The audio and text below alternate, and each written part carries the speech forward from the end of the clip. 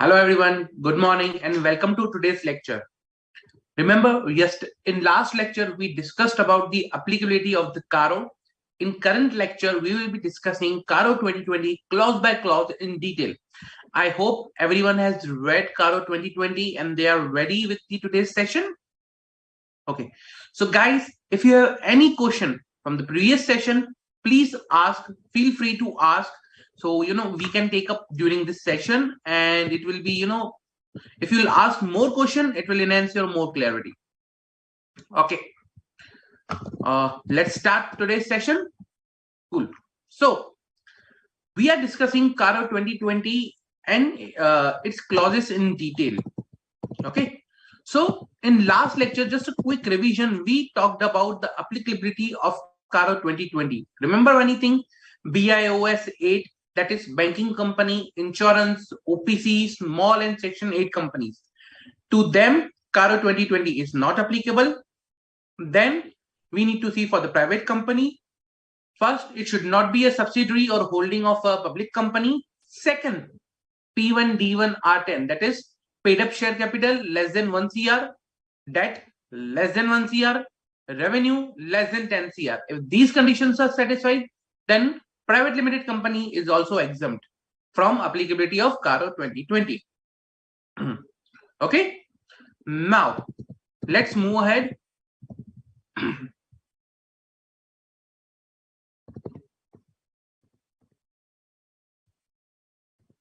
Okay, so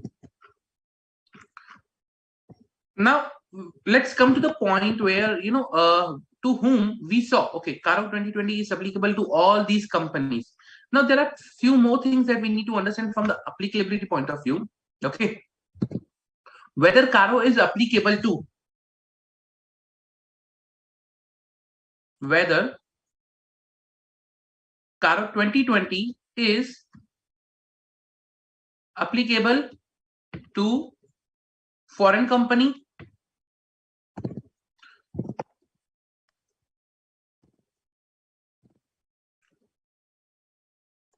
okay, whether CARO 2020 is applicable to foreign company, and whether CARO 2020 is applicable to the consolidated financial statements.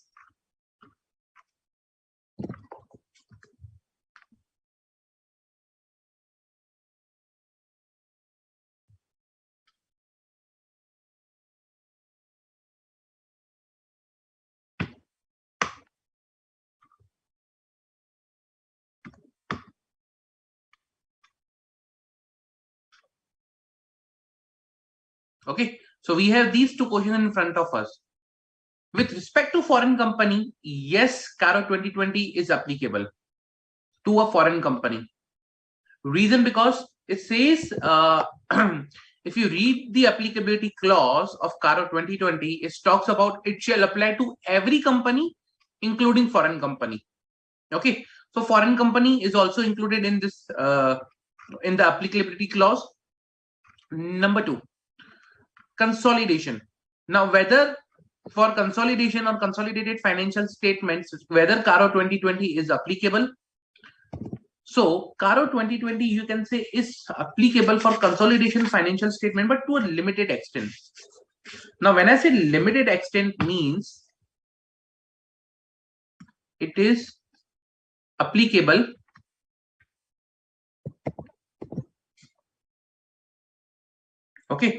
it is applicable only, you can say, it is not applicable except para 321. Okay, except para 321. Remember this. We'll discuss the paragraphs of CARO 2020. But as of now, except para 2020, para 2021, 2021, CARO 2020 is not applicable. Okay, so except paragraph 3, subparagraph 2021, sorry, 21, not 2021. 21. CARO 2020 is not applicable to a consolidated financial statement. Only this one particular paragraph is applicable. Okay. Paragraph 3, subparagraph 21. Simple. Okay. So it is applicable just only one paragraph. We'll see that particular clause while discussing CARO 2020. Okay. Now, what is the period from which CARO 2020 will be applicable? CARO 2020 will be applicable commencing from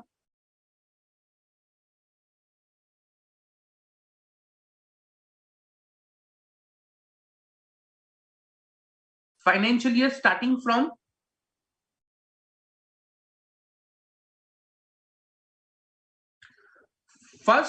April 21. Now, for the financial year starting from 1st April 21, CARO 2020 will be applicable. Means whatever reporting I will be doing, okay, reporting on 31/3/22, CARO 2020 will be applicable. So this, let's say, after tomorrow, whatever financial reporting will happen, CARO 2020 will be applicable.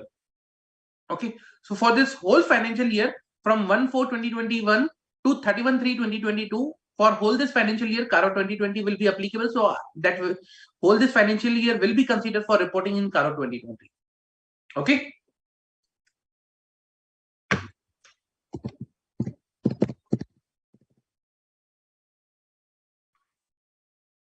Any doubts?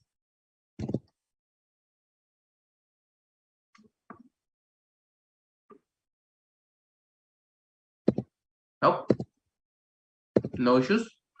Let me move forward. Okay.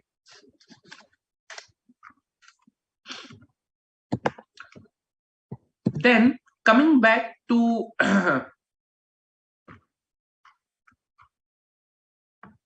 to the order and its paragraphs. Okay. Now we will be discussing paragraph 3, which is the points where we are required to report. Okay. Auditor is required to report. Now in this whole CARO 2020, whatever I will be discussing as a auditor. I am the auditor of the company. Earlier we were discussing about company, that management of the company needs to report in schedule 3. Whatever we were saying, that was company or management that was reporting in schedule 3. But now I will be reporting as an auditor for this particular points. Okay. So first,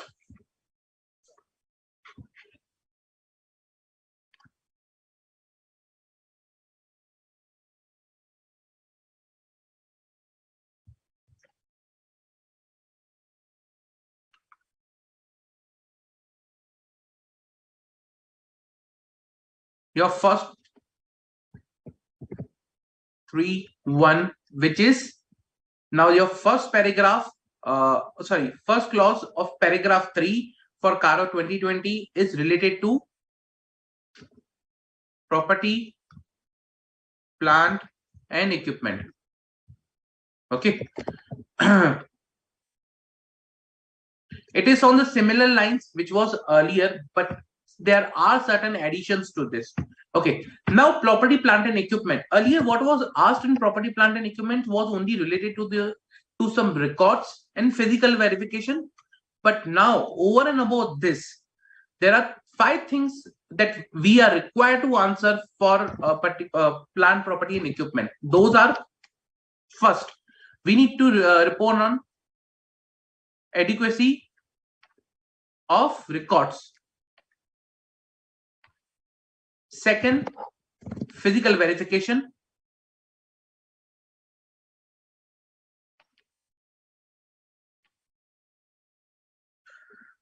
Then title deeds. Okay.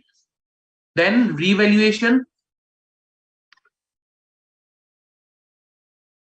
of PPE, and then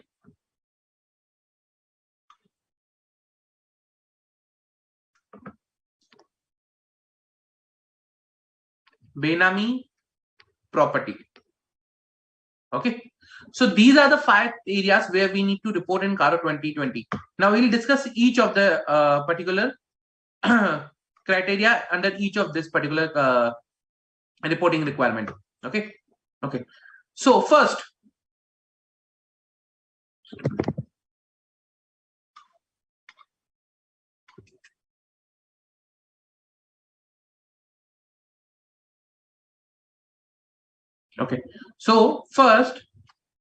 adequacy of records. Now, what we are required to report in adequacy of records?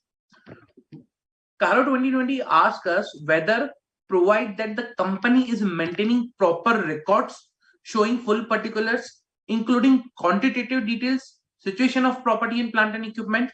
So first thing, what is asked is whether the records that the company has maintained for plant, property and equipment are proper, or whether the company is maintaining proper records. So maintaining proper records.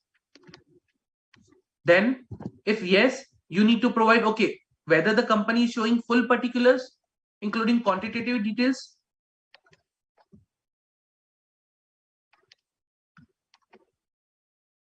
And then you need to provide, okay, situation of property.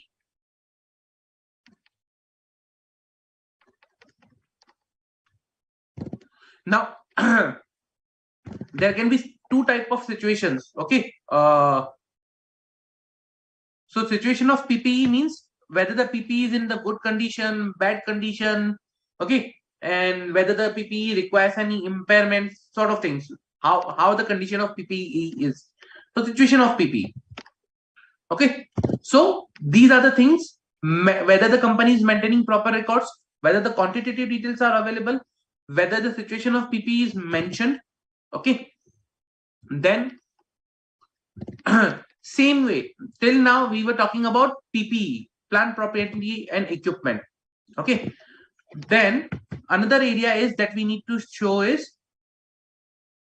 records of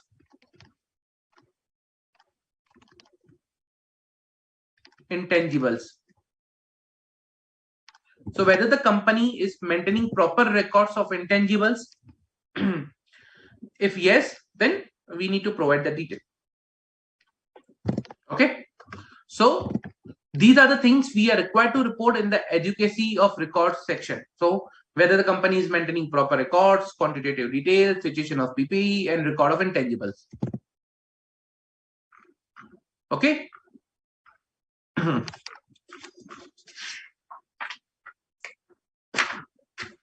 Okay. Yeah. Then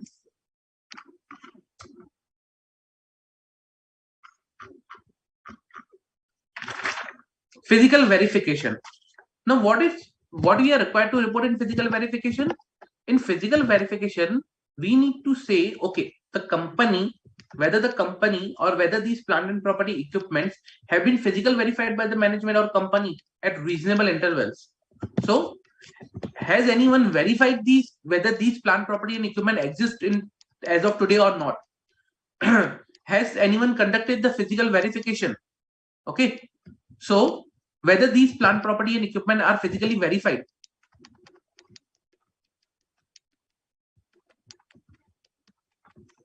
At reasonable intervals. Okay.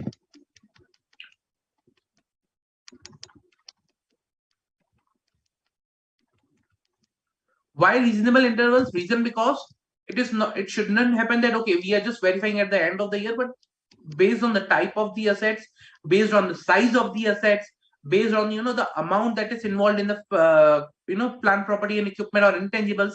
So a physical verification is required at a particular frequent intervals. Let's say, for example, construction company. Now if there is a construction company, they might be having a lot of machineries, construction machineries.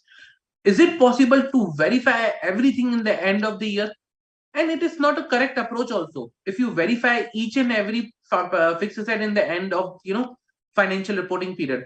Reason because you need to verify inventory, you need to verify fixed assets, and it may happen that each and every company face issues with the you can say resources to verify all those things at the end of the year. Also, it is expected by everyone that okay, a physical verification will be conducted at the end of year. So everyone will try to maintain all those things appropriately just at the end of the year. At the rest of the year, those things will not be appropriate. So that's why when we talk about physical verification, physical verifications are required to be conducted during the year. It can be a surprise physical verification so that you can understand what is the real position of that particular inventory or fixed asset.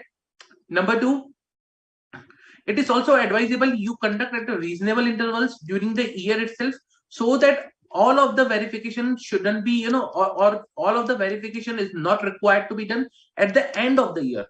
Otherwise, what will happen is I need to do physical verification of fixed asset. I need to do physical verification of inventory. I need to do physical verification. Let's say, for example, cash counting is also required, or maybe some another item is there, physical verification of that. So in that case, it becomes a very cumbersome process. Even as an auditor, we are required to present, okay, at some physical verifications. So if everything is conducted on the last days of the financial reporting period, how auditor will be able to reach at each and every place? So it will be difficult for auditor also. So that's why it's always advisable for the management to conduct at the reasonable intervals. And that's the only thing we need to report. Okay, whether these plant property and equipments have been physically verified by management at the reasonable intervals. Okay. Now, when you perform physical verification, what will happen is either you will identify, okay, there is some issue, either you will say everything is fine. Okay. If you identify there is some issue, we call, okay, issue can be material, issue cannot be like, some small things are missing. Let's say, for example, in case of a construction company, okay, some small, you can say, item of rupees 2-3,000, where the turnovers and the fixed asset goes into 100 of crores. Okay, in front of that 1,000 rupees item is missing. You will still consider, okay, it's a non-material. We can close it based on the materiality. Okay, a provision will be taken, or the particular plant property and equipment will be written off. Hypothetical example.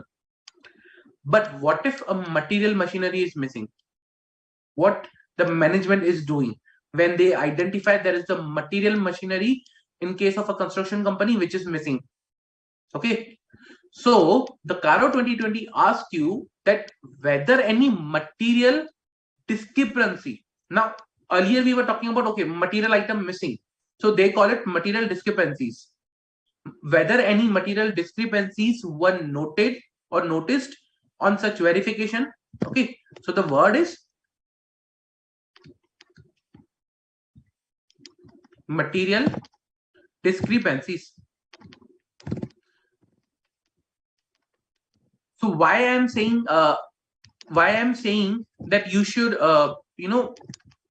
try to keep the words or terminology in the same way, because it's provide you the exact meaning that is expected, or that is required for this particular topic. Okay, so let's say, for example, I can write, okay, material error or material something other word. But if I say material discrepancies or material deviation, that will give you more exact meaning of this particular thing. Okay, so whether any material discrepancies were noted, so you need to provide whether any material discrepancies noted during such physical verification. Okay, if so, then how they are dealt with, means how these material discrepancies are dealt with in the books of account, whether I have written off the fixed asset, or whether I have just take a provision for the write-off, or you can say I have asked them to do investigation or something else, XYZ, whatever. So how they are dealt with, you need to provide the details for that. Understood?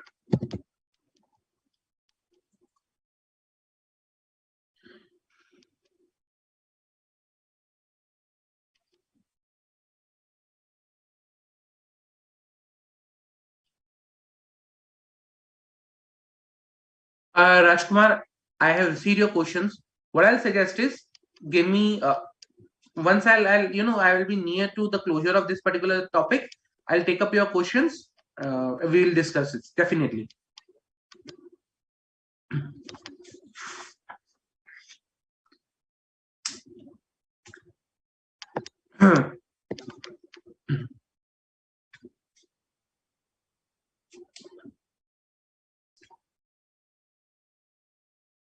Okay, now I'll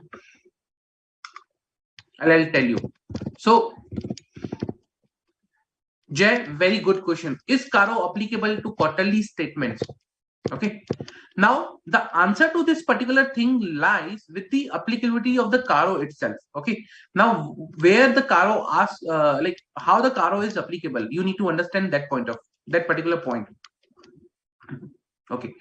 Now, when I say applicability of the CARO, it is on, like, for example, based on auditors reporting. Okay.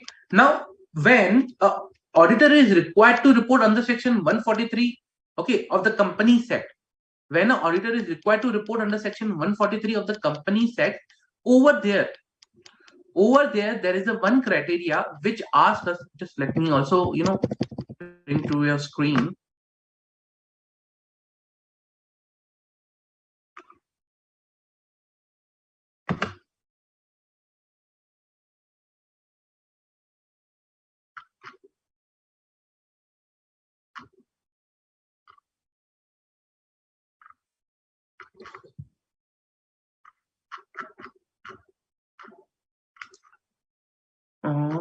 Okay.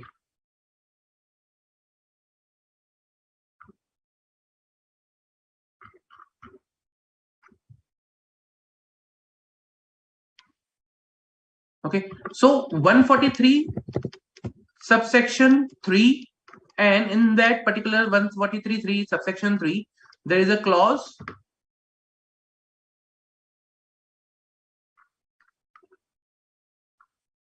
Just a minute, I'll provide you the clause number itself so that you can directly refer to that.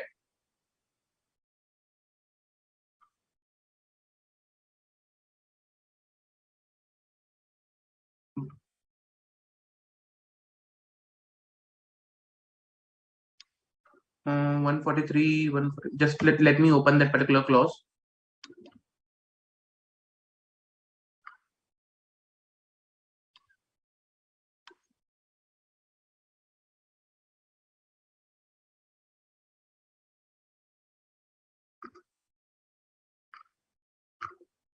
One 143.3J. Okay, such other matters may be prescribed. So with these are the matters which are prescribed for the reporting. Okay. Now when I say 143.3, when you are required to report under section 143.3, only then the CARO is applicable. So understand. Okay, 143.3 is required when you report on annual financial statement. Do you issue a report under section 143.3 during quarterly audits? It's first of all, there is no audit under in quarter. It's a limited review. For quarterly financial statement, we do a limited review where the reporting is not as per 143.3. Okay. So when we are reporting under section 143.3, only then the CARO will be applicable. Otherwise, CARO will not be applicable, because in any other report, this particular section is not applicable, and the reporting requirement of CARO flows to 143.3. Okay, I hope I'm clear.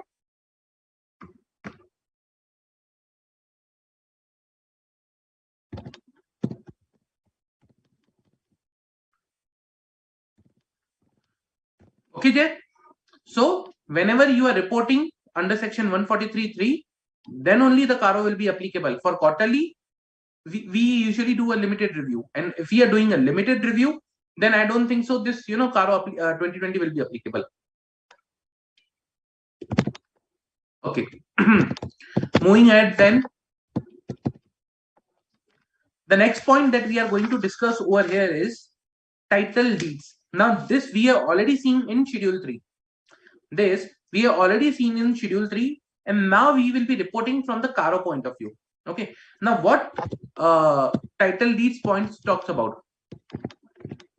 Okay, so in this clause, what we are required to report is whether title deeds of all immovable properties all immovable properties except for lease properties disclosed in financial statement are held in the name of company. So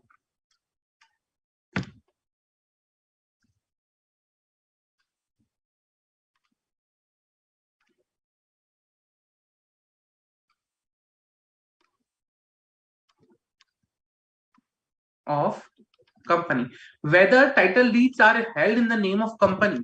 If yes, okay. If not, then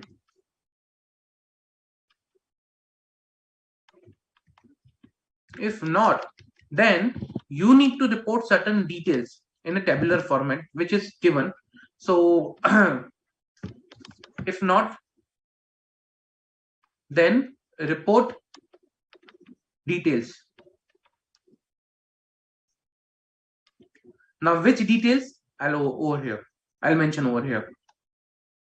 Okay, what you are required to report is description of property. Then you are required to report gross carrying value.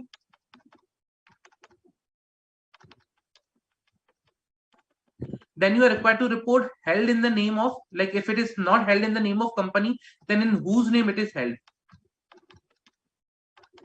Okay. Then whether promoter or director or their relative or employee is particularly, that particular person who is holding. Okay. So relationship, you can say.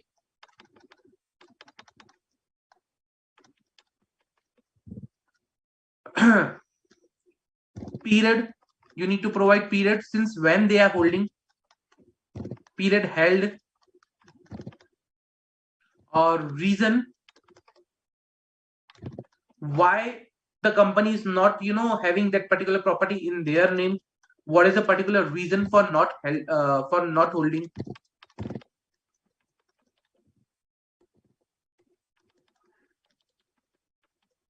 Okay, all these details I'm required to provide. Now understand one thing. These same details, if you refer to the schedule 3 also, if you remember in the last lectures, we discussed, okay, these details we have already provided there also. Companies have already provided there also. See, I'll show you.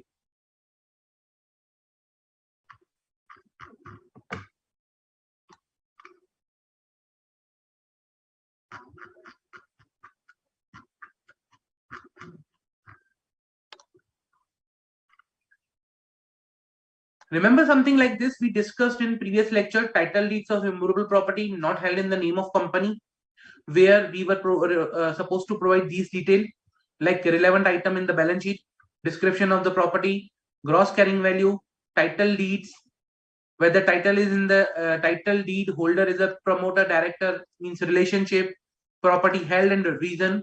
Same reporting is in the CARO also. Okay, same reporting is in CARO also. I'll cross reference over here. CARO 3.1. Okay, para 3 clause 1. So in CARO 3.1, the auditor is also required to report in this particular case. Like company will also report in their financial statement, plus we will also report in the CARO. Clear? So this particular clause is also in the financial statement.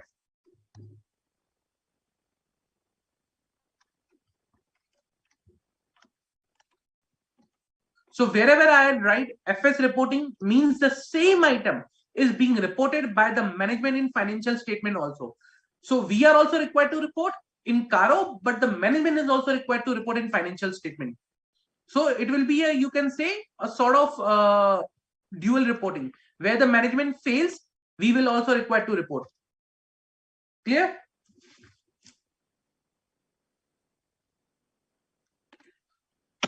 So what it says that the CARO says that, okay, where the title deeds of all the immovable property except for the leases disclosed in the financial statement are held in the name of company. If not held in the name of company, then we need to verify which are these properties and what are the reasons. Now this will, okay, for example, company has disclosed 10 items we need to perform our audit procedures and we need to verify whether there are more than 10 properties which are required to be disclosed, and if yes, then we will disclose those items which are there. Let's say, for example, if there are more than 10, we'll disclose those, 10 plus, let's say 3 more are there, so that 3. Okay,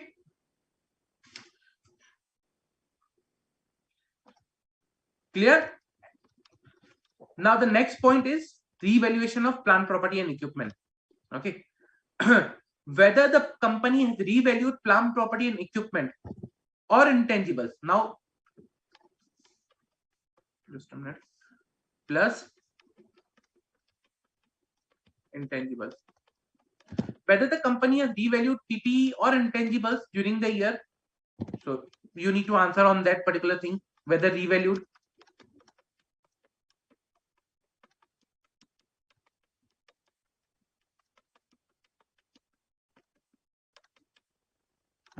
If yes, if it is revalued, okay, then whether the revaluation is based by valuation by registered valuer. So whether the valuation amount is by the registered valuer, whether the registered valuer was appointed to do the revaluation, okay, then specify the amount of change. Specify the amount of change due to revaluation, okay, amount of change due to revaluation if the change is more than 10% of total aggregate net carrying value. Specify the amount of change if change, or I'll write delta over here, change is greater than 10% of net carrying value. Clear?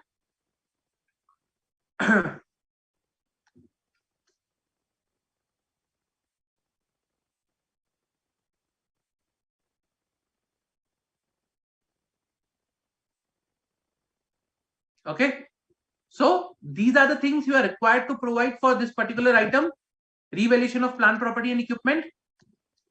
Okay, now same way as we have seen here, we also saw this particular item in our financial statement. I'll show you. Whether the company has revalued its plant, property and equipment by the registered valuer, then we need to provide the detail. Plus, we also saw in our plant, property and equipment schedule,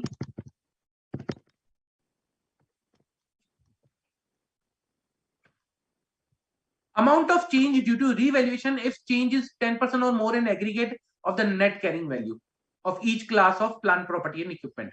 Same way, we also saw in intangibles over here, 10% or more of aggregate net carrying value. Amount of changes if more than 10%, then I'm required to show separately that particular thing item. I am not required to club in category of others. Remember, we discussed something like this way in previous lecture. Same is applicable in your division 2 also. Okay, in division 2, you not only report upon the 10%, but you report upon the registered valuer. In case of intangible, in case of investment property, just let me also show you that one.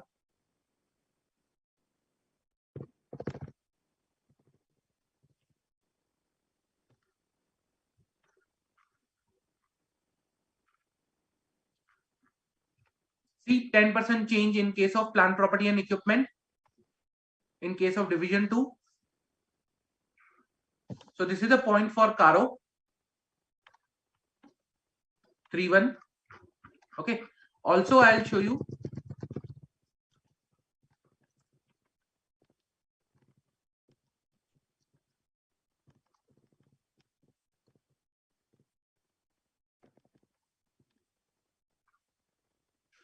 See, registered valuer.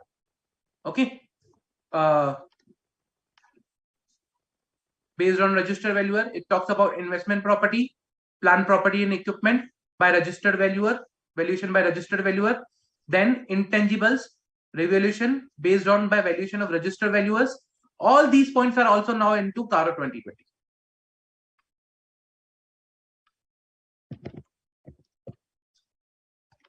Not only company is required to report, but we are also required to report. We means auditor.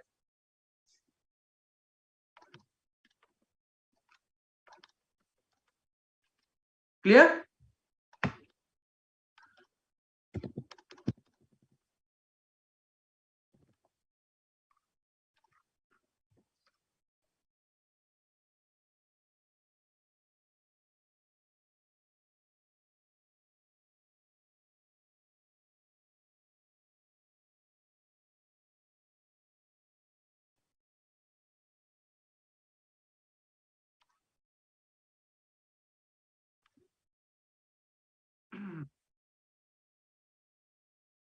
Rajkumar, I'm getting your questions. I'll take up all your questions one by one after this particular topic, definitely today itself.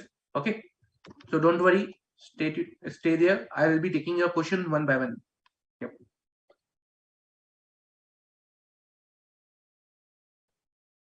See, Srinidhi, title deeds are okay. Agreed. Title deeds are obtained by the management itself. So when we receive title deeds, there are various things over in the title deed. It's not just the one paper; it's a bunch of papers. Registered deed, registered agreement, stamp duty papers. Fees paid to the registrar, registrar's stamps on the agreement. Everything is there, which is you cannot basically forge. And if you are forging that, that's a very big crime. Then.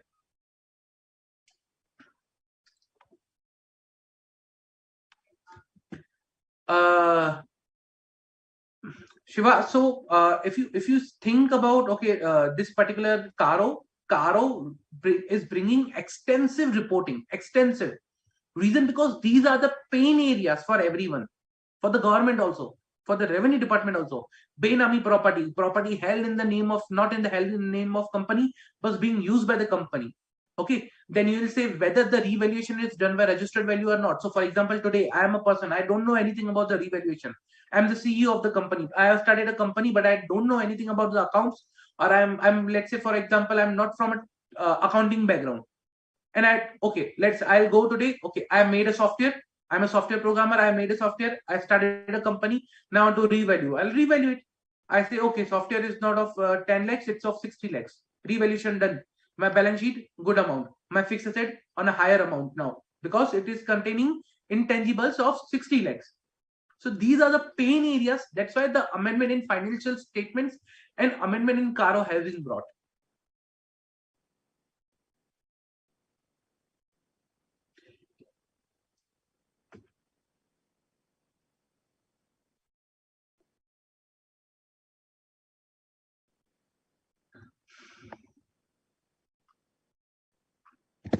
Okay.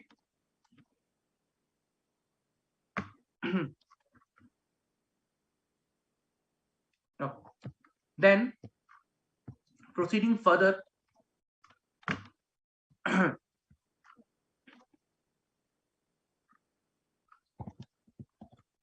Now we saw the 4 points. The fifth point again, Benami property. What is for Benami property is whether any proceedings have been initiated or pending against the company. If yes, okay, then whether the company is appropriately disclosed. So it talks about whether the company has disclosed these things in the financial statement.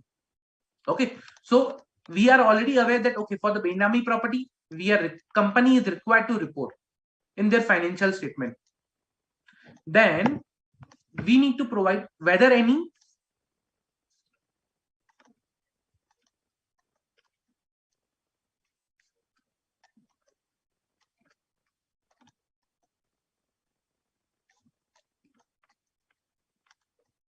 means whether any proceedings are present means that it is not necessarily the company is held being guilty or company is has been found non-compliant with the provisions of Benami Property Act. Okay, but if even the proceedings are going on, even the proceedings still not concluded, they are in the mid of, let's say they have just started, they are in the middle, or they are on the verge of completion, whatever status of the proceeding is, if any of the proceedings have been initiated or pending against the company, then whether any proceedings are are pending against the company, if yes, then whether the company has disclosed the same.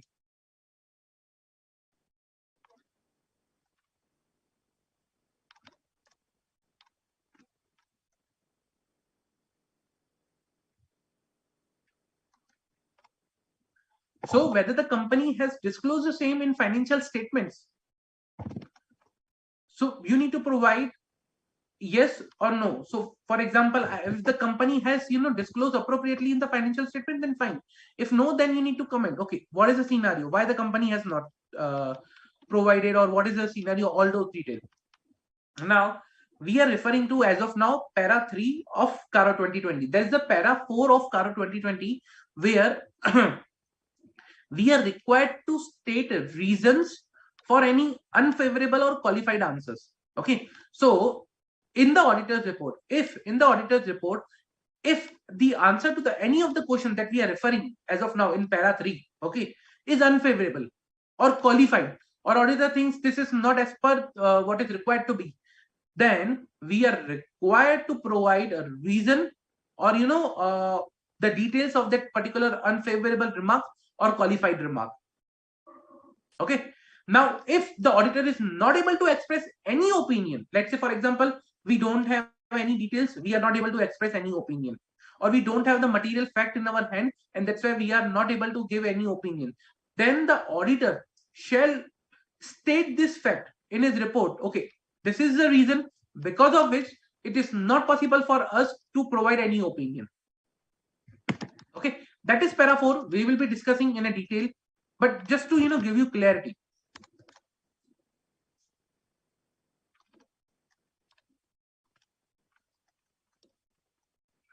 This was for plant, property, and equipment. Out of the 5 clauses, okay, out of the 5 clauses, or 5, you can say, sections of plant, property, and equipment, 3 are directly related to my financial statement reporting.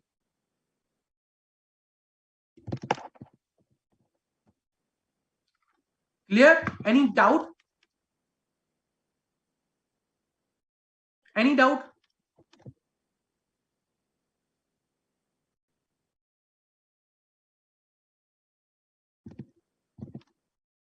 No? Okay. Let me move forward to the next clause.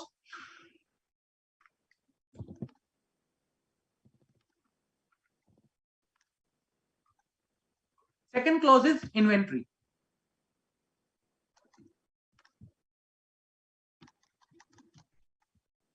Okay, reporting on inventories.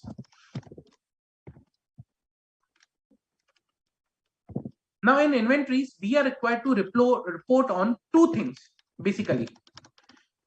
Unlike plant, property, and equipment 5, there are 2 things. First is your physical verification.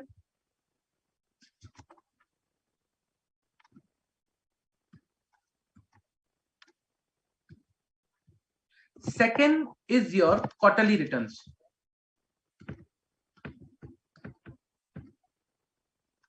Okay, now under physical verification, what we are required to report, pretty simple. Okay, that whether the company has been conducting physical verification at reasonable intervals. Okay, physical verification at reasonable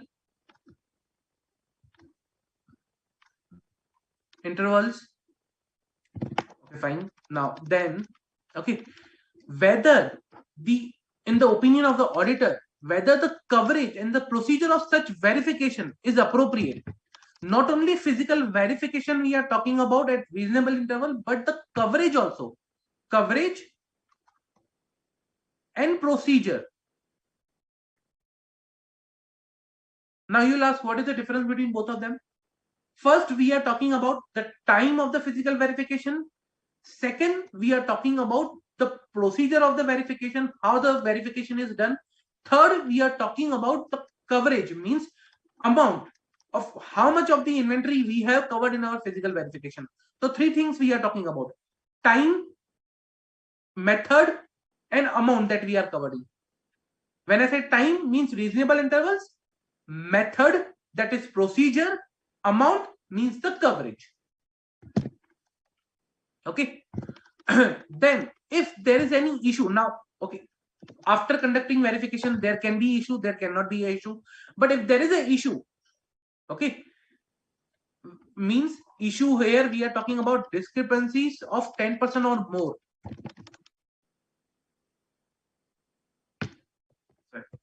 Discrepancies of 10% or more. Now, if we have identified discrepancies of 10% or more,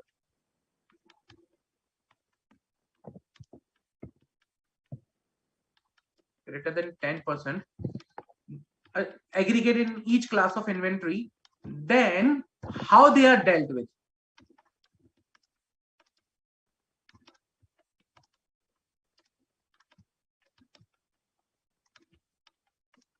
In books. How they are dealt with in books of account.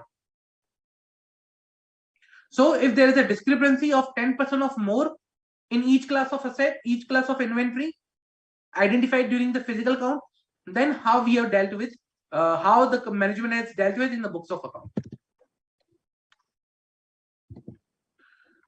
Second point, quarterly returns. Now, we have seen this point in the financial statement, but here it's a bit of different. Okay. Here what it says that whether during any point in the year, during whole year, if the company has taken any working capital loan from any of the bank or any of the financial institution or any bank or financial institution, okay, if they have taken any working capital loan. Now, what is the working capital loan? We already know, okay, companies take some loan on the basis of some their data and inventories, okay, as a collateral. Why? For their business working capital loan. So if the company has taken any working capital loan from banks or financial institution on the basis of current asset, when I say current asset, mostly it's the data, inventories, or something else, deposits, like this way. So if the company has taken this loan, then whether the quarterly returns, now there are requirements of banks that you are required to provide quarterly returns of your current assets to us, like for example quarterly return of inventories, quarterly returns of debtors, quarterly statement, self-certified statement. Banks require that from company. So we are required to provide, okay, whether these quarterly returns or statement filed by the company, okay, filed by the company are in alignment with the books of account. So it may happen, okay, today I'm giving 100 CR as an inventory to the bank, but when I'm coming to the financial statement, I'm not reporting anything. I'm reporting just 20 CR. It can be happen because is anyone checking both of the things? So for example, if this is a quarterly return, okay, I may issue anything in the quarterly, and if you see, for example, let's say these statements at times are not the audited statement, they are just self-certified by the management. So what may happen is, like for example, I issued a statement on 15th of April. Management says my inventory is 100 CR. Management gave the statement to the bank. Bank was very happy. Okay, 100 CR inventory. You are still eligible for the loan. We'll give you, increase your limit. Everything good. Now, when the financial statement were made, let's say in the month of May, okay, when the financial statement were made in the month of May, when they were audited in the month of May, it was identified that the actual inventory level is not 100 CR, but it's a 20 CR because of some adjustment or XYZ reason. Now, we reported 20 CR in the financial statement, but bank, unaware of that, they received a quarterly statement of 100 CR. There is an issue. Now, those things have happened in the past. That's why this particular clause has been brought in the CARO, whether these returns have been appropriately submitted to the bank. First, yes. If yes, then they are in agreement with the books of account or not. So whatever inventory I'm showing in the books is the same in my financial statement, or sorry, whatever inventory I'm showing in the quarterly returns to the bank is the same in my books and the financial statement or not. Okay. So whether quarterly returns are submitted And second,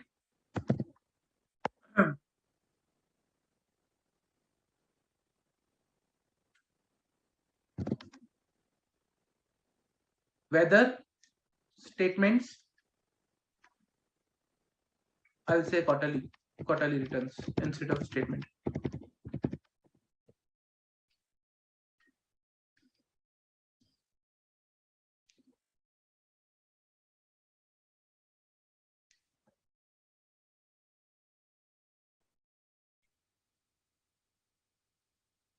Okay, whether the quarterly returns are in agreement with the books. This is the second thing. This whole will be applicable only when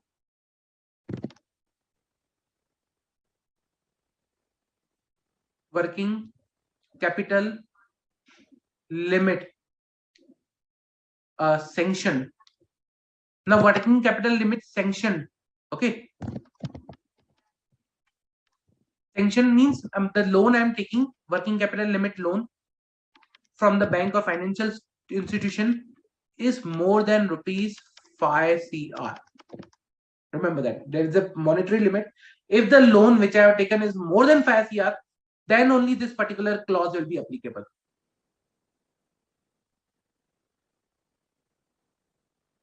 Simple. Only and only if my working capital limit sanction is more than 5 crore, then only I am required to report under this clause.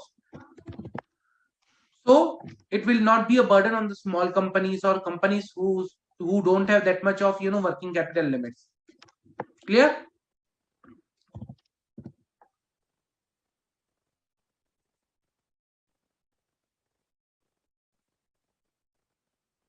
Jay, if let's say for example in schedule 3, okay, in financial statement, if the management is reporting, let's say there are 3 properties whose title deeds are not in the name of company, and in CARO we are saying no, there should be 4 properties, then yes, in CARO you will be providing, okay, this is the one property which the company has not reported and we are reporting, which of which the title deeds are not in the name of company.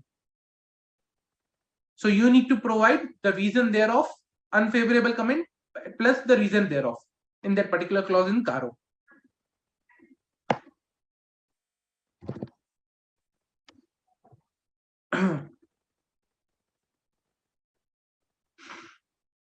Okay. Now very important, this is again my link to financial statement.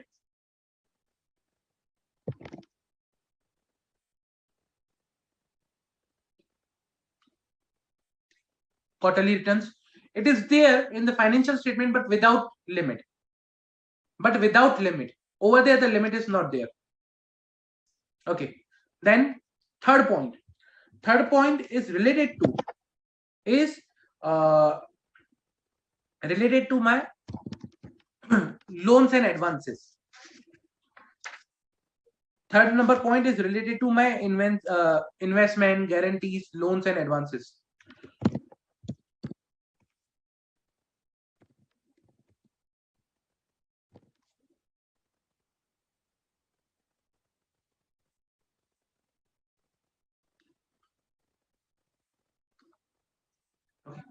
What I'm going to report into loans and advances is first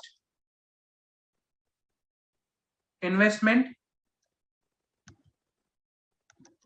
made, okay, investment made during the year,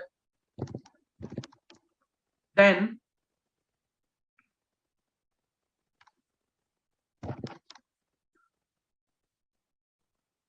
loans and advances given during the year, terms of these loans, okay, on what terms we have given, then I'm required to comment upon repayment of loans, then I'm required to talk about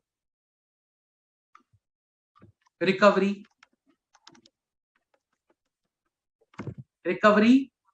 steps, then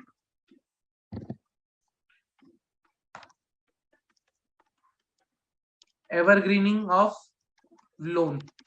I'll explain you this particular term.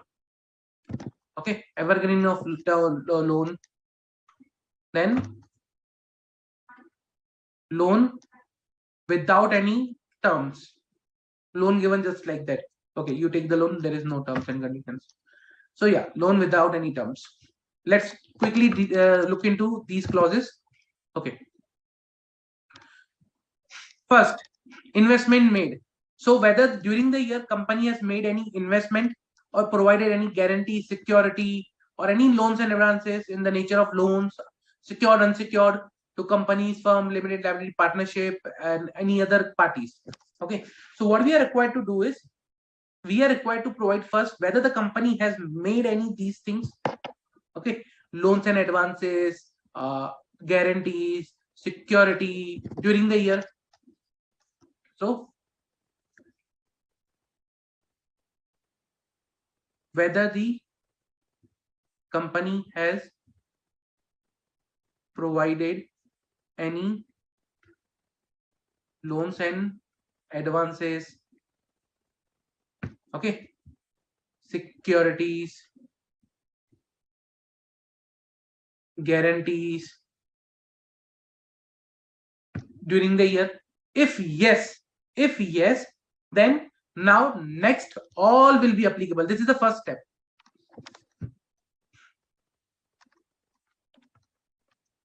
For this particular clause, you can say first step. If you have made any loans and advances, securities or guarantees during the year, then you are required to verify the subsequent clauses, subsequent sections of this particular clause. If you have not provided any investment, guarantee, security during the year, then why I'm required to check for the rest of the things. Okay, so guarantee, security, or one more thing, investment. If you have made this particular thing, then only you need to look into the subsequent areas. Otherwise, no need of that. Step 1. Then, if step 1 is good, then you need to go, okay, whether during the year, let's say for example, loans and advances, whether during the year the loans and advances provided or security provided to any or you can say or guarantee provided by the company are okay to the company whose principal business now for example, let's say for example NBFCs, they are not exempt for CARO, we saw that, but their nature is of providing loans and advances or loans to companies, so those companies will be excluded. Now companies whose principal business is to provide loan are excluded. Okay, so for other companies, what we are required to provide is, if any loans and advances which have been provided, then what is the amount that was provided during the year, outstanding balance, okay, of such loans and advances, guarantees, securities to subsidiary, joint venture, and associate. First of all, what I need to do is I need to provide aggregate amount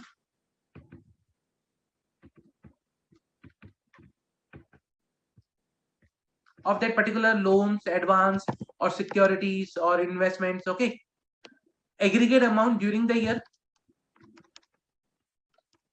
balance outstanding at balance sheet date. What is the balance outstanding of that particular loan at the balance sheet date?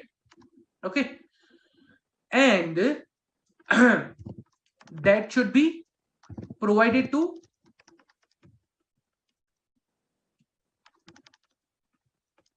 subsidiary,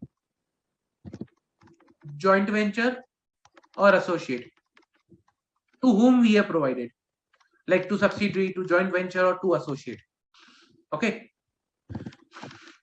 so we need to provide to these provided. Otherwise what will be the scenario is, or provided other than subsidiary, joint venture, or associate. So what you need to do is you need to provide details of, okay, amount of loan given outstanding at the balance sheet date to subsidiary, joint venture, or associate, or to any other person other than subsidiary, joint venture, and associate, means not a related party. Okay, so you need to provide details of both of these cases. Clear? So loans and advances given. Now, once we talk about loans and advances given during the year, if there are any, then we are required to provide, okay, whether the terms and conditions of those loans and advances, either those terms and conditions are prejudicial to the company's interest or not. So, terms of loans and advances prejudicial to the company's interest,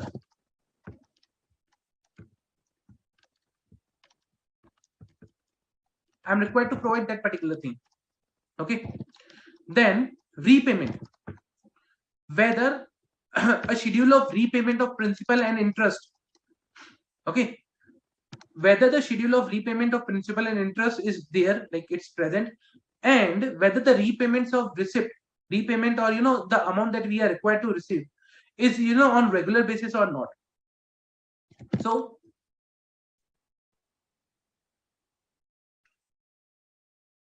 whether the repayment schedule is present means is available, or you can say is drafted, stipulated, different words. Okay, whether the repayment schedule is present, if yes, then whether the payments are regular. First of all, we are talking about loans and advances given. Remember, loans and advances given, not taken. It's a loan given. So rather than it may confuse some of the students, receipts are regular of loans and of particular those loans. When I say receipt means principal plus interest amount. Okay. Now, if these are not regular, then there will be requirement of recovery. So, for example, repayment is not being on time, then I'm required to report upon recovery, whether any amount overdue,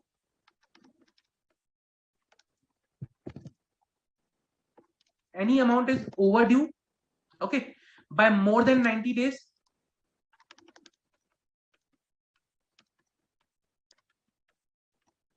any amount is overdue by more than 90 days, and if yes, then what are the reasonable steps taken for recovery? Okay, if any amount is outstanding for more than 90 days, overdue for more than 90 days, then what are the steps that have been taken for the recovery? Or not what are the steps, but whether the steps that are being taken are reasonable or not. You are required to comment on the reasonableness of the steps taken. Okay. Second last point, evergreening of loan. Now, what is this particular term? I'll explain you with example. Let's say ABC Limited provided loan to BCD Limited subsidiary. Okay, now provided a loan. How much amount? 10 CR. Clear? I provided it to loan to BCD Limited subsidiary. Terms of loan for 2 years, for example. I provided on, let's say, 1/4/2018. Now the repayment was due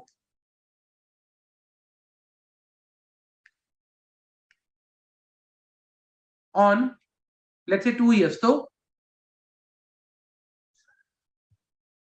31/3/2020. What ABC Limited did is, for this particular repayment, now the amount that was required to be repaid was rupees 10 CR plus rupees, let's say, 2 CR. This is principal, this is interest, total 12 CR.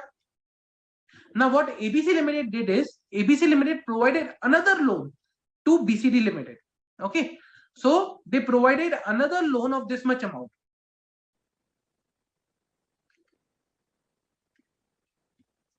Of rupees 12 CR for next 2 years. What BCD Limited did is they took 12 CR, they kept it for a day and paid back to ABC Limited. And what ABC Limited did is ABC Limited showed, okay, for the loan of 1/4/2018 for 2 years that was given, I have received the amount. Now there is a new loan in my books of account which is given during the year, which is of 12 CR for the next 2 years. This is evergreening of loan. I'm giving a loan so that the company can repay the old loan back to me, and again a new loan is given. So the cycle will go on, go on, go on, go on, go on. The money in actual is not present. So for example, the money actually goes on the first time when the loan is given. For the subsequent times, there is no money transaction, just the book entries. Amount given, amount taken, netted, closed, everything closed. So in actual, no amount, or either, let's say for example, even in actual the payments are being received in the bank accounts, then it's the same amount, same money, same notes that I'm providing to them and they are giving back to me. That's the evergreening of loan. Okay, so in case of such things, so whether any loans and advances which has fallen due during the year have been renewed or extended or fresh loan granted to settle the overdues of existing loan. Okay, so during the year, if any such loan was due and a new loan has been granted, the old loan has been renewed or extended, okay, then we are required to provide the details. What is the aggregate amount of the loan?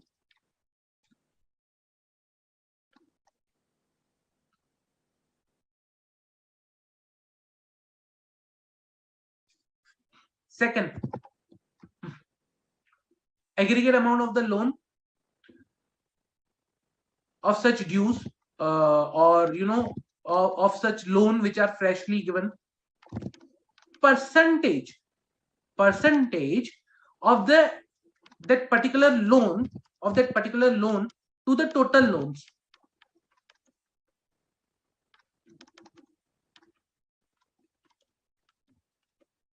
What is the percentage of that loan in compared to the total loans which are given or granted during the year?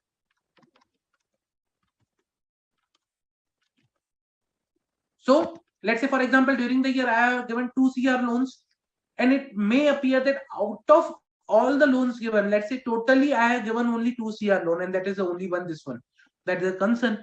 Let's say for example, during the year I have provided 20 CR loan, and out of 20 CR, 1 CR loan was of such nature, evergreening in nature, then I can still say, okay, still 19 CR loan which is given, which is on the good ground.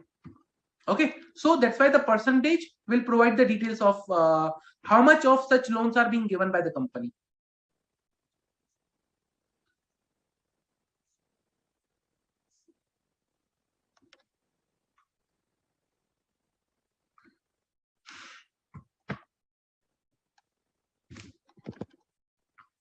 Sorry for this. Yeah. Then loan without term. I'll just give me 1 minute.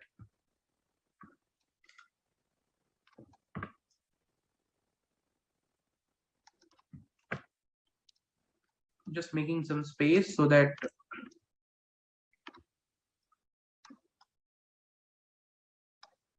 yep. Okay, loan without term. Now what we are required to report over here is, okay, whether the company has granted any loans and advances in the nature of loans, either repayable on demand or without specifying any terms. Okay, so whether any loan has been given for, let's say, repayable on demand or without specifying terms. Okay, if yes, then again aggregate amount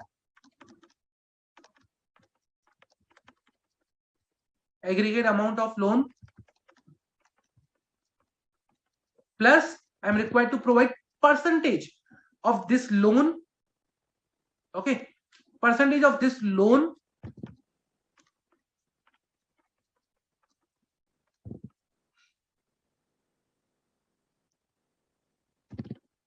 compared to the total percentage thereof to the total loans.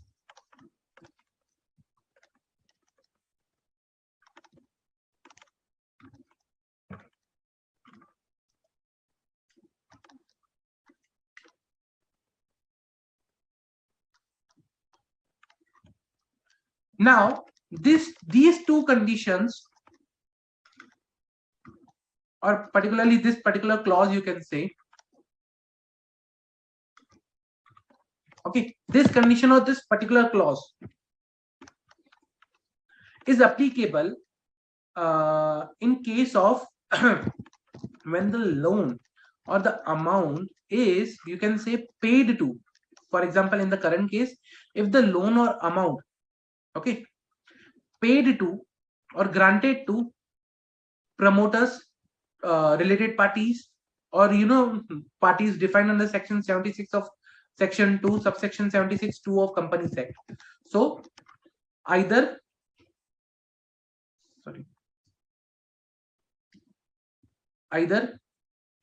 paid to promoter or related party. It is applicable only when it is amount paid to promoter or loans granted to promoter or related party. So I need to provide aggregate amount and percentage only when the amount is provided to promoter or a related party. Clear? So this is applicable only when it is either paid to promoter or related party. When I say related party, you need to refer section 272 of Companies Act.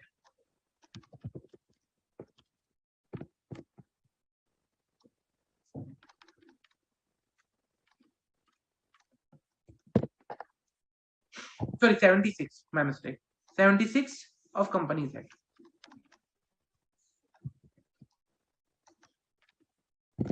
Okay. Clear? Loan without terms. Any doubt till now?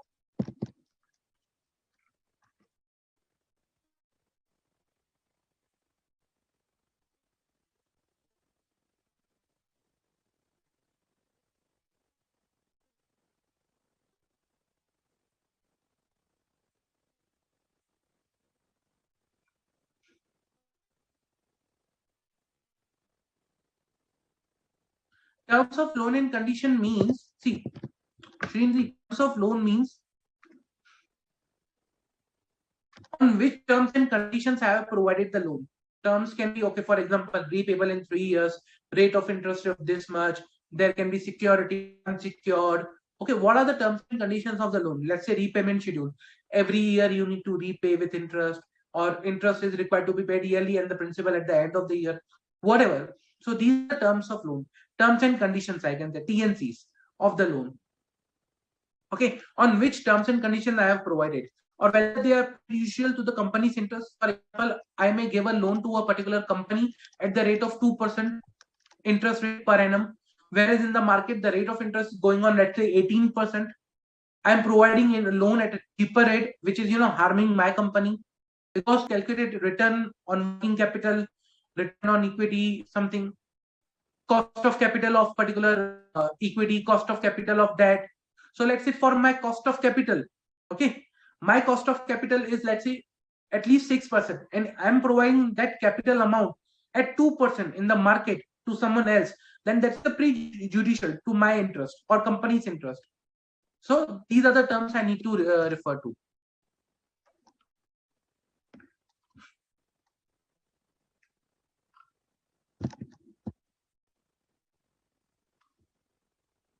Okay, clear. Then let me move forward.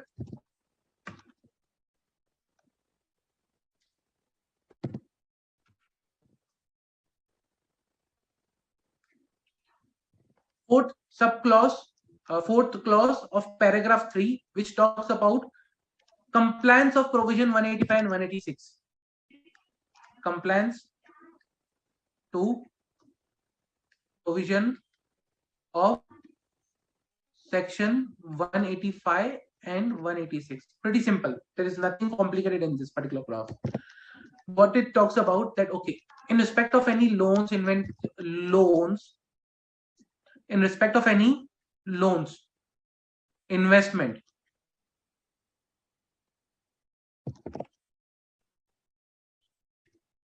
okay, in respect of any loans, investment, guarantees, securities, okay, which are given, okay, or which have been provided or which are there. So in respect of any loans, guarantees, securities, whether the provision of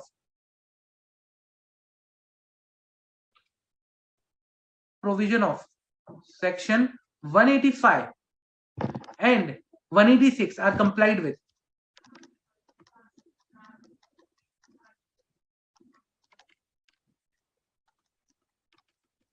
if yes, then good. If no, then you need to provide the reason thereof. Simple. Nothing difficult in this. Okay. Then 3.5 talks about the fifth clause talks about compliance related to public deposit.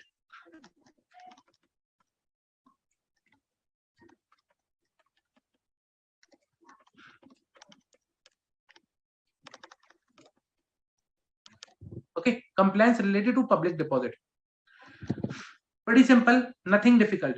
Now, companies, which accept deposits, or the companies which accept public deposit are required to comply with certain norms of Reserve Bank of India, or with Companies Act or their rules. Okay, then we need to provide two things in this case. Sorry. First of all, compliance with norms, whether the compliance with the norms have been done or not. Simple. Okay. If not, then what is the contravention that we need to provide?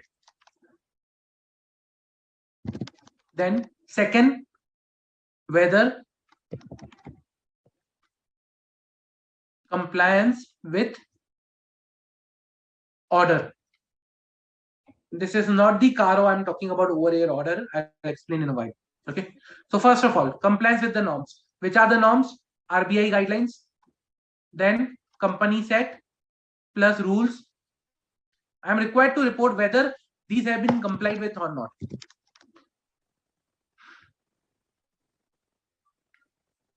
Whether complied for public deposits. Okay. If not, then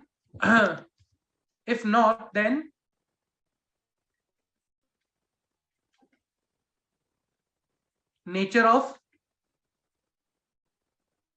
contravention. Okay. Then we need to provide, okay, what is the contravention that has been there? Nature of such contravention. What is not complied? Simple. Now, in certain cases, there might be, order issued by company law board, National Company Law Tribunal. Okay. So, and when I talk about orders, so orders are orders of Company Law Board or National Company Law Tribunal. Okay. Or you can say RBI, order issued by RBI or any court. So whether if any order has been issued by CLB, NCLT, RBI or any court, then whether these are complied.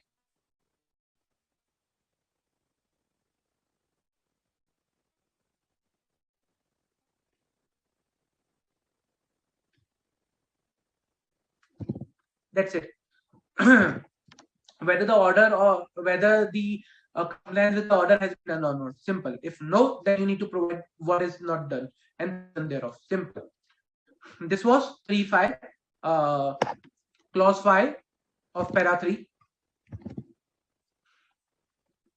These are pretty simple clauses. There is nothing much detail in this.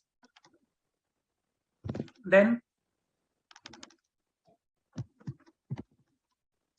3.6.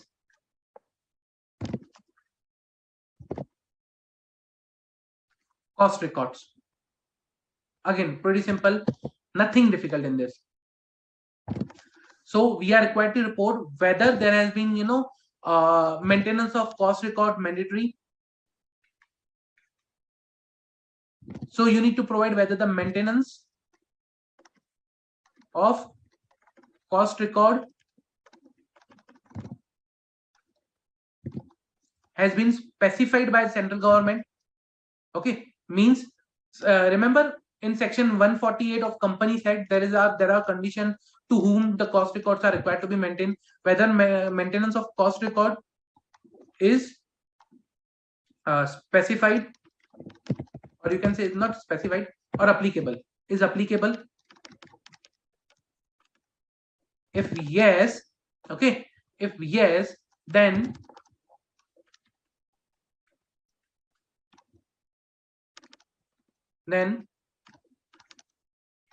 whether appropriate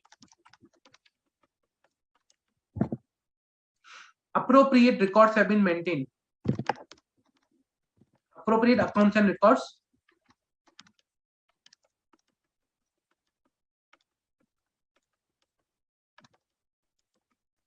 maintained. Simple.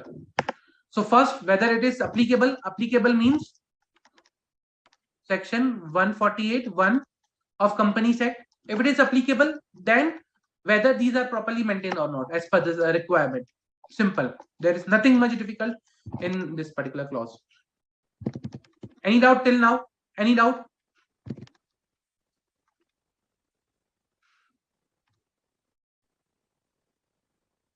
No? Okay. Quickly, I'll move to the next clause.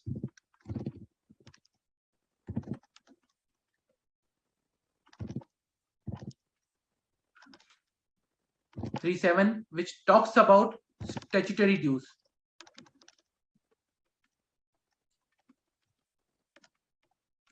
Okay. Now, statutory dues. What are the things that we are required to provide under this? We are required to report under this clause. First,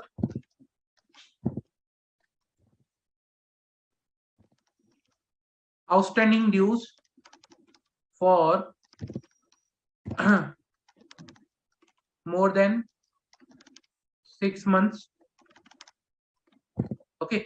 Then second point is disputed dues.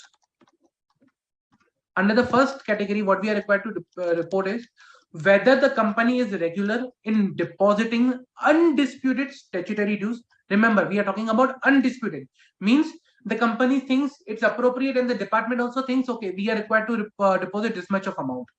So whether the company is regular in depositing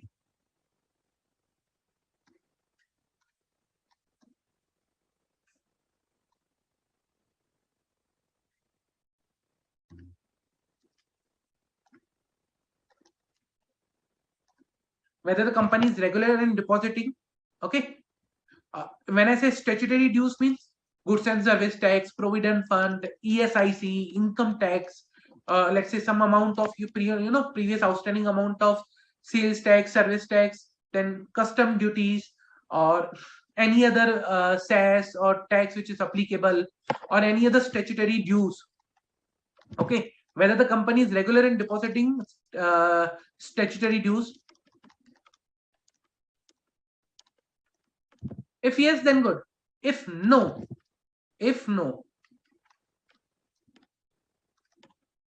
then what we are required to provide over here is outstanding statutory dues on the last day of the financial year.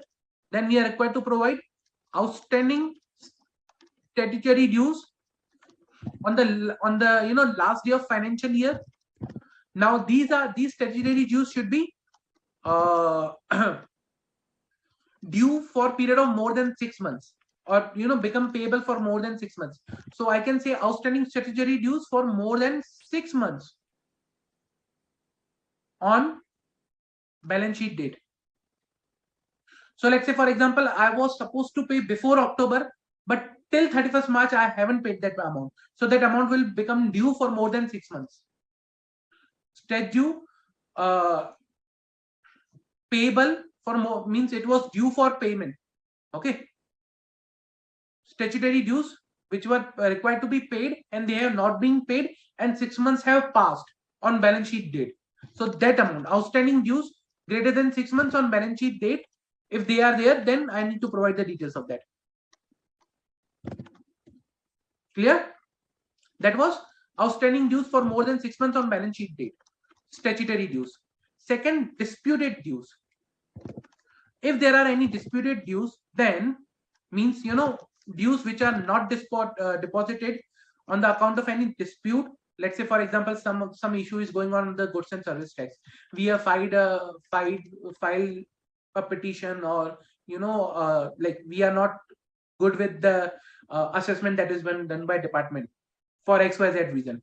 Okay, so we have filed a petition or we have filed application or something like that. The matter is going on. So there is a dispute. Then what we are required to provide is amount under dispute. What is the amount under dispute? Then amount involved that we discussed, forum where the dispute is going on,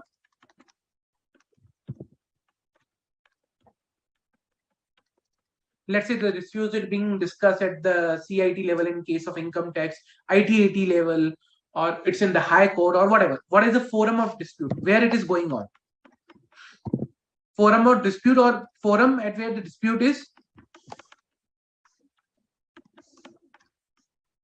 Forum at dispute is pending. You can say that. Forum at dispute where it is pending. Okay. Now, you need to understand there is a point given that only a representation made to department. Let's say, for example, there was an assessment. I just made an application, a representation, not under the appropriate sections, but just, a mail communication, which is not as per the provisions of particular act. If I have made any representation or any application which is not as per the provision of act, which is just a mere, application, or for example, it's a casual application or mail or something like that, which is not a formal one, then that cannot be counted as a dispute. Okay. For a dispute, for a disputed amount, it should be, appropriate steps have been taken from the company's side to register that dispute with that department. Clear? So this was for the statutory dues. 3.7. Let's take a quickly one clause, then we will then take a break, and okay, just quickly one more clause, important one.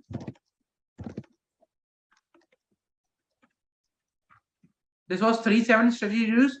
Now 3.8, which is undisclosed income. Okay, undisclosed income. This point we have already considered in financial statement. Remember where we talked about, okay, if any undisclosed income reported by the company during the year, I'll show you.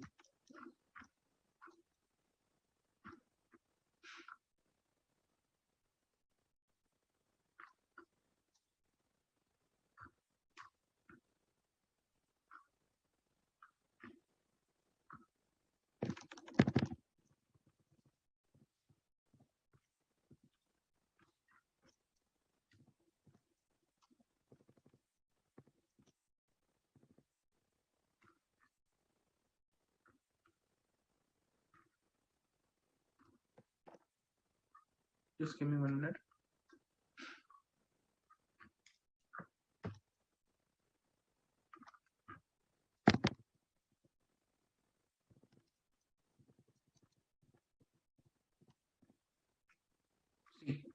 Remember we talked about this undisclosed income. Company shall give details of any transaction not recorded in the books of account that has been surrendered or disclosed as an income during the year to the income tax. Okay. So for example, remember there was some scheme going on for undisclosed income. If you have some undisclosed income, you can disclose it, and you can still get a waiver, or what you can say, waiver or something like a benefit from that penalty or from proceedings. Remember, there was a scheme during under income tax. So for example, if someone has disclosed such undisclosed income which was not disclosed earlier but has been disclosed now, if there has been such income which has been disclosed now, then management is also required to give details in the financial statement. On the same level,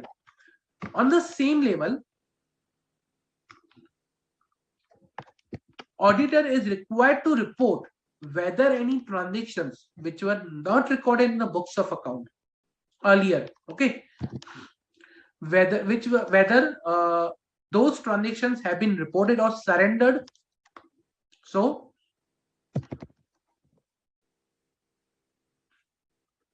transactions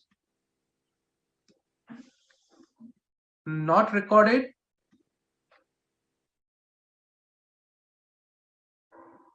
earlier, okay, have been surrendered or disclosed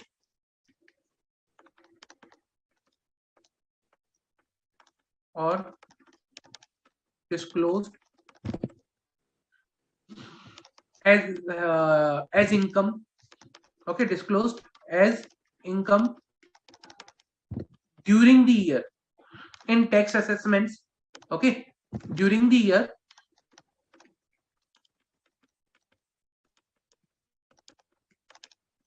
in tax assessments under income tax acts, okay.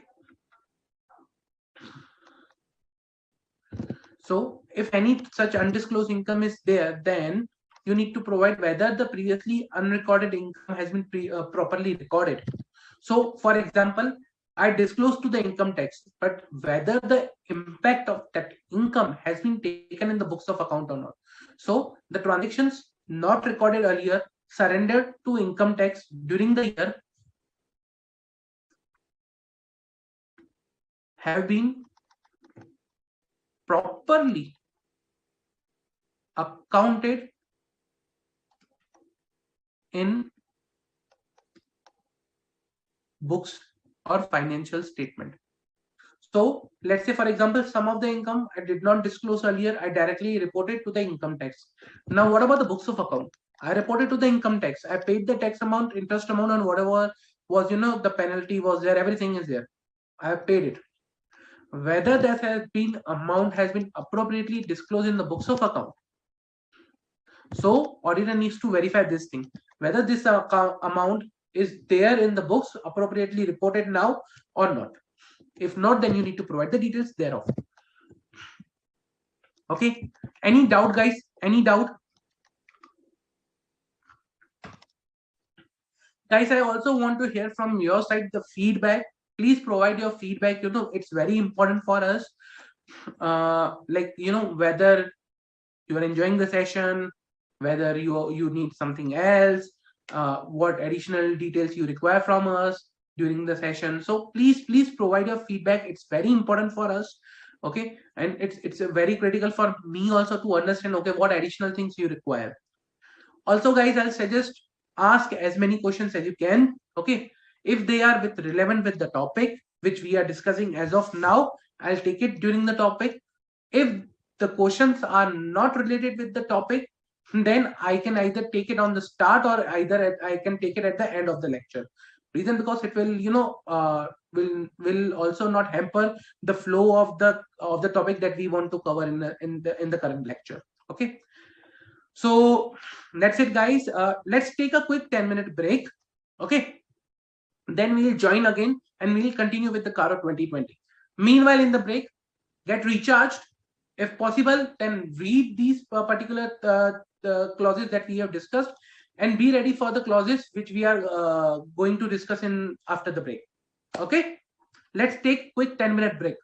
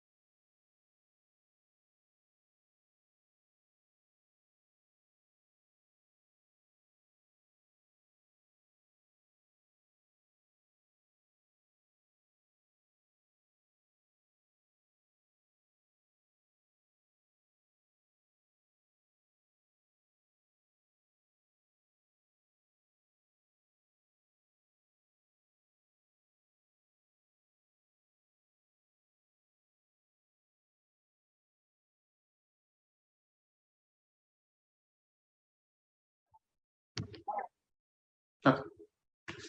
Hello everyone, welcome back. I hope everyone is recharged now for the rest of the clauses of CARO. Okay. Thank you, Jay. Thank you.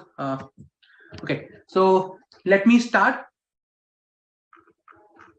Now the next clause that we are going to discuss is clause 9 of para 3. Okay.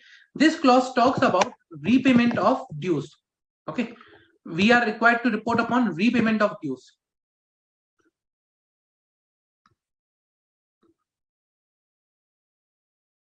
Remember, we also discussed something on the repayment of dues that is part of something, my bigger topic that was loans and advances. Over there was a particular repayment of loans. Now I'm talking about repayment of dues, which is different. Okay. Earlier we were talking about loans given, which were our assets. Okay. Now we are talking about loans which are taken, which are liabilities. So here we are talking about liability.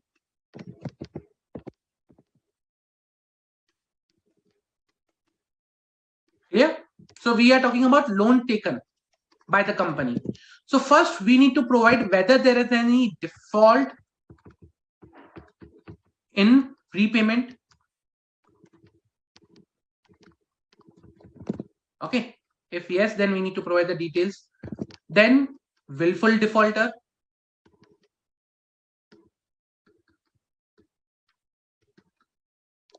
Whether the company is declared willful defaulter.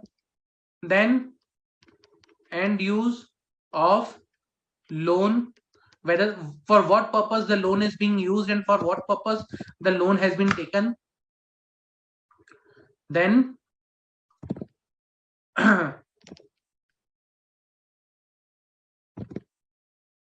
short term to long term, ST to LT. I'll explain what is this. Funds for subsidiary obligation, or funds for subsidiaries obligation. Now, if any fund which has been taken for the obligation of subsidiary, or fund has been taken from any entity or person to meet the obligations of its subsidiary, associate, joint venture, then what is the amount that has been taken? So funds for obligations of subsidiary. Then pledge of subsidiary shares. We are required to report upon pledge of subsidiaries share. Okay. Whether the company has raised loan during the year by pledging the security of subsidiary, joint associate, joint venture, and associate, and if then whether there's any default, all those details. Okay. First, default in repayment. So first of all, we want to identify. The CARO requires us to report whether the company has defaulted in repayment of loan. Okay, whether there has been default in repayment of loan, borrowings. Okay, default in repayment of loans, borrowings. Then you can say interest on loans or borrowings to any lender. Okay, any lender. If yes, then what you are required to disclose is, then you are required to provide period of default, okay, amount, all those details in a below format. Report in below format. Star mark, and this star mark goes over here. What we are required to report over here is, then first of all, nature of security or borrowing or debt. So I'll write nature of loan. What was the nature of loan? Name of lender from where we took that loan. Okay.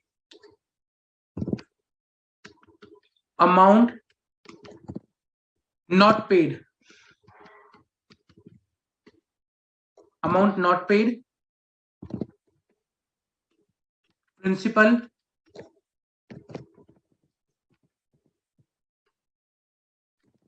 amount, or you can say interest.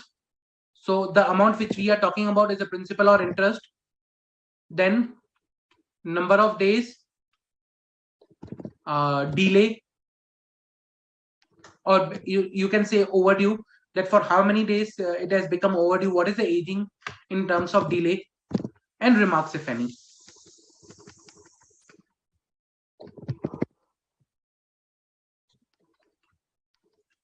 Or you can say some comments, okay, why there was a default, what was the reason, all those stuff. Sorry, just give me 1 minute. Yeah, so what was the default, what was the reason, you know, the nature of the default, if anything is there to be reported, then those things.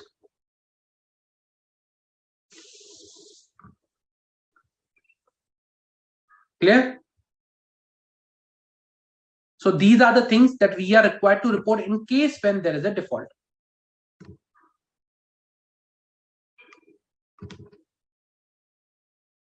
You can simultaneously take notes also with me, you know, prepare in your book so that it will be easy for you to do revision at a later stage. Trust me. So if you'll take notes with me, so it will be easy for you at later stage to revise this particular thing. Okay. Cool. Yeah. Then this was the table in which we are required to report in the below format for the default.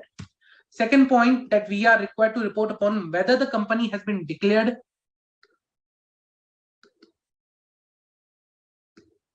willful defaulter. Okay, remember we discussed in the financial statement also whether any bank, financial institution, consortium led by any bank or financial institution has declared company as a willful defaulter. Remember something in the past lecture? Whether the company has been declared willful defaulter, something like that we discussed. No? Let me show you. Remember something we discussed like this? Willful defaulter, whether the company is a declared willful defaulter, date of declaration, details of default by any bank, financial institution in last lecture. So that is the detail that we are required to provide over here. Okay, so this detail is provided by the company, and same way we are required to provide in CARO also. In CARO, we are required to provide, okay, details of any declaration of willful defaulter by bank or any other lender or institution. Okay. Then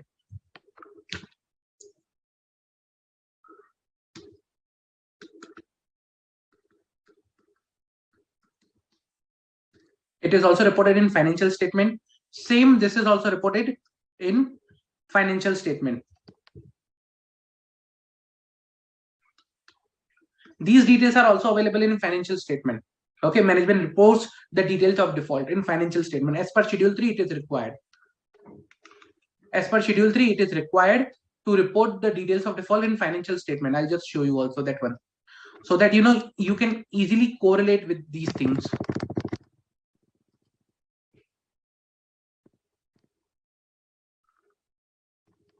See, there is a section non-current liabilities, borrowings. In that, there is a particular clause on period amount of default on the balance sheet date in repayment of borrowing interest shall be specified separately in each case.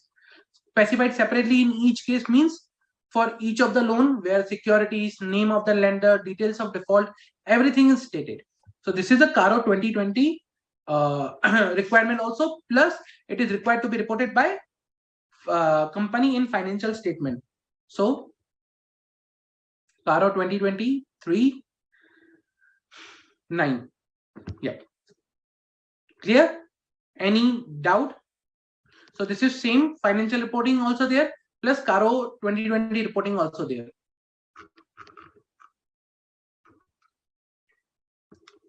Okay, let me move back to the CARO.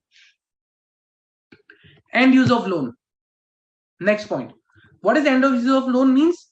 Whether the loan, if any, taken for any purpose. Let's say, example, I have taken for loan for example expansion or creation of new manufacturing facility. Then whether that loan has been applied for the purpose for which it was taken. So, for example, if I have taken the loan for manufacturing facility, expansion of my manufacturing facility, then whether I applied that loan for expansion of manufacturing or I use that loan somewhere else, let's say investment. I took a loan on expansion name, on the name of expansion, but I invested all the loan in its stock market. So, whether the loan has been used for end purpose.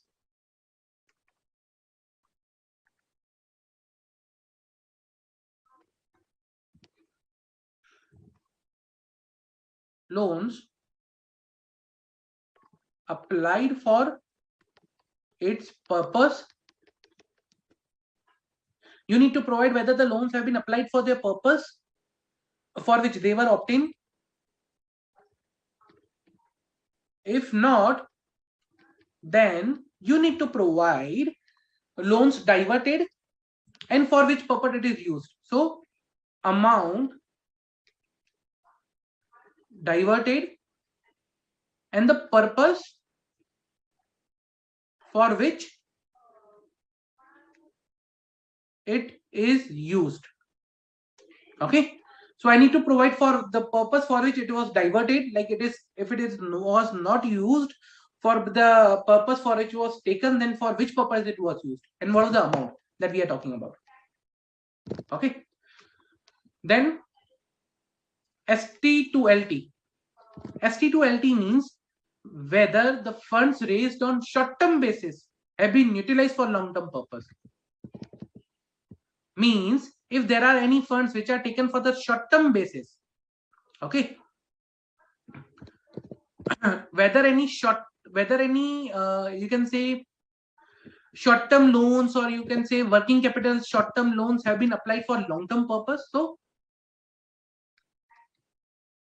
short-term loans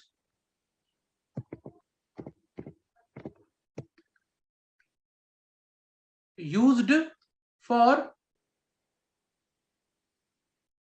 long-term purpose. When I say long-term purpose, means amount or the investment that is made for the long-term.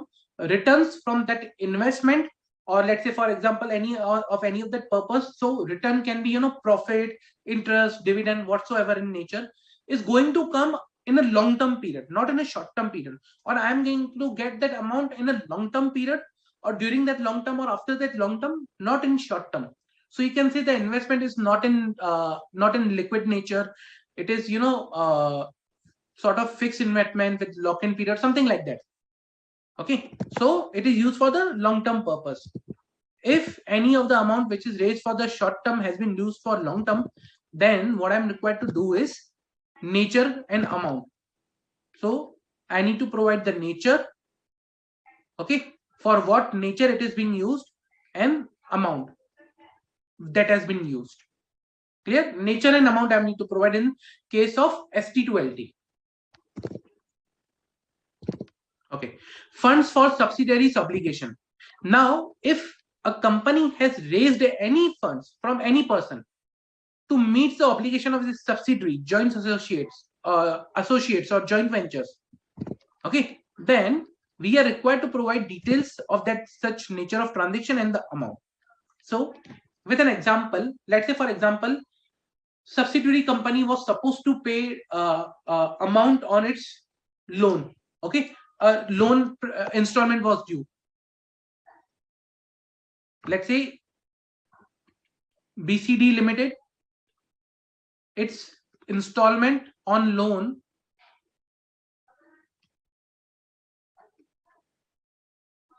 was due on, let's say, 31/3/2021 of rupees 10 crore. ABC Limited, now this is a subsidiary of ABC. Okay, ABC Limited took a loan from SBI for a hypothetical example of rupees 10 CR and gave that amount to ABC Limited to pay off its BCD Limited to pay off its installment. Now these are the funds taken by ABC Limited for the obligation of subsidiary, associate or joint venture. So whenever amount has been taken or loan is taken for the obligation of its subsidiary, associate or joint venture, in that case what we are required to report in CARO is the details of loan, okay, nature of transaction, or you can say obligation. What was the obligation or transaction, nature of such transaction, okay, details of loan, nature of such transaction and amount involved. These three things I'm required to report for funds raised for subsidiaries obligation. I hope I'm clear. Okay. Next point, pledge of subsidiary share. Okay, when the company has raised loans during the year by pledging its securities, pledging securities of its subsidiary, joint venture or associate. When I say subsidiary, it includes subsidiary plus joint venture plus associate. Okay, so subsidiary plus joint venture plus associate. Subsidiary means all these three. I'm just using the word subsidiary, but it means subsidiary, joint venture and associate both. Okay, if I have taken any loan, if the company, sorry, not I'm the auditor. So if the company has taken any loan by pledging the security of this subsidiary, joint venture or associate, then what I'm required to report is details of loan. I'm required to provide the details of loan. Okay, and if the company has defaulted, then details of default in repayment, if any. Not necessarily I have company has defaulted, but if they have defaulted, then the details of default. Clear? Critical point. Any doubt till now? Any doubt?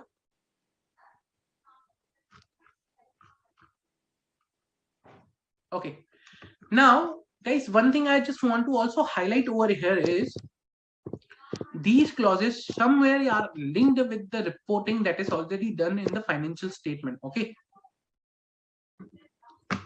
I'll show you one of, see, this was the example earlier we discussed for the quarterly returns. Remember? Quarterly returns of current statement filed with company are in agreement of books of account. If not, then reconciliation. Same, it's also there. So it's a part of CARO. So it was part in just a minute. It was my clause.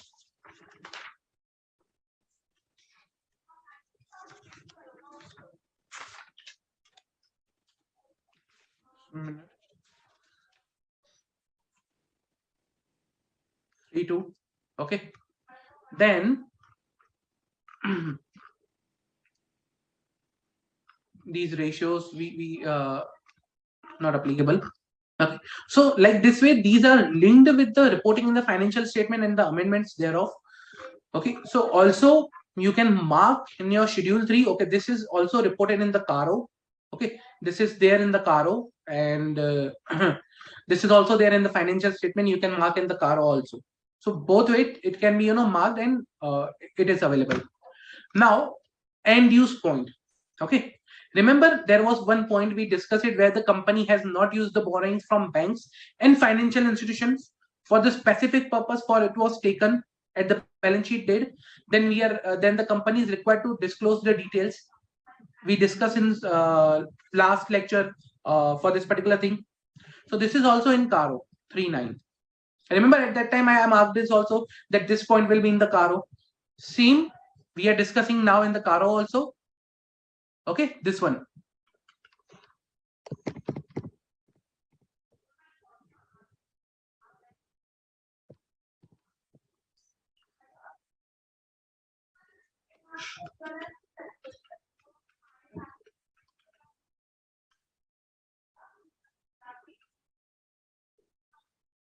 Okay, so this is again linked with the reporting in financial statement.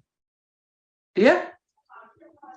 You can this way make a cross reference, and that will be easy for you to remember. Okay, if any of the question from this point comes, it will not only contain the point which is there in the CARO, but it also can relate to a point which is there in the schedule 3. Okay, then the next point. Let's move to the next clause. Now trust me, the rest of the clauses are pretty much easy. They are, single or not that much complicated like this way. Okay, no issues. Let me move forward then.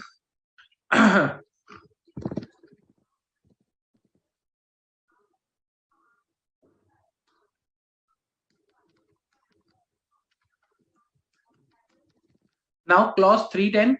Okay, clause 10 of para 3. It is about application of money raised by public issue.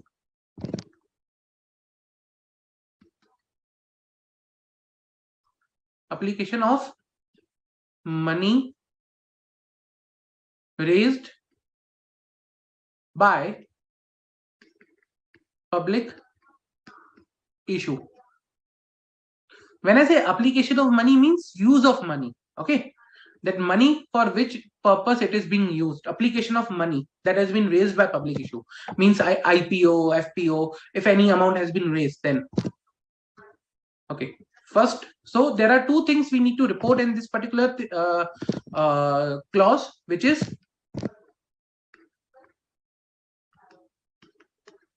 application of money.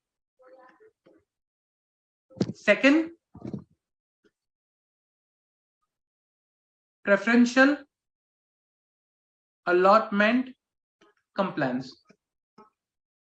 Now I'll explain what are these. First, application of money. Now in this particular area, what we are required to report is whether the money raised by IPO or FPO.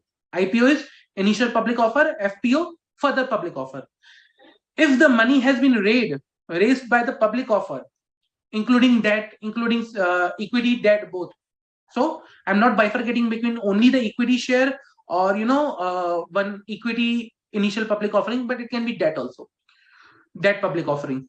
So by anyway, if the money has been raised by public offer during the year, then whether these have been applied for the purpose for which it was raised. So application of that money for the purpose it was raised.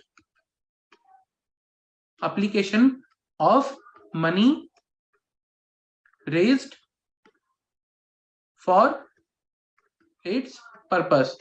Now some will ask how we can define what was the purpose. So the purpose are mentioned in the prospectus. While raising the money, the company provides, okay, for which purpose the company is raising the money from public offer, and where it will be used, what is the timeline, everything, every details are there in the prospectus, which are filed before issue of this public offer. Okay, now if there is has been not used, if the company or management has not used this amount, then what can be the scenario is simple. If that it has been not used, then details of delay or default,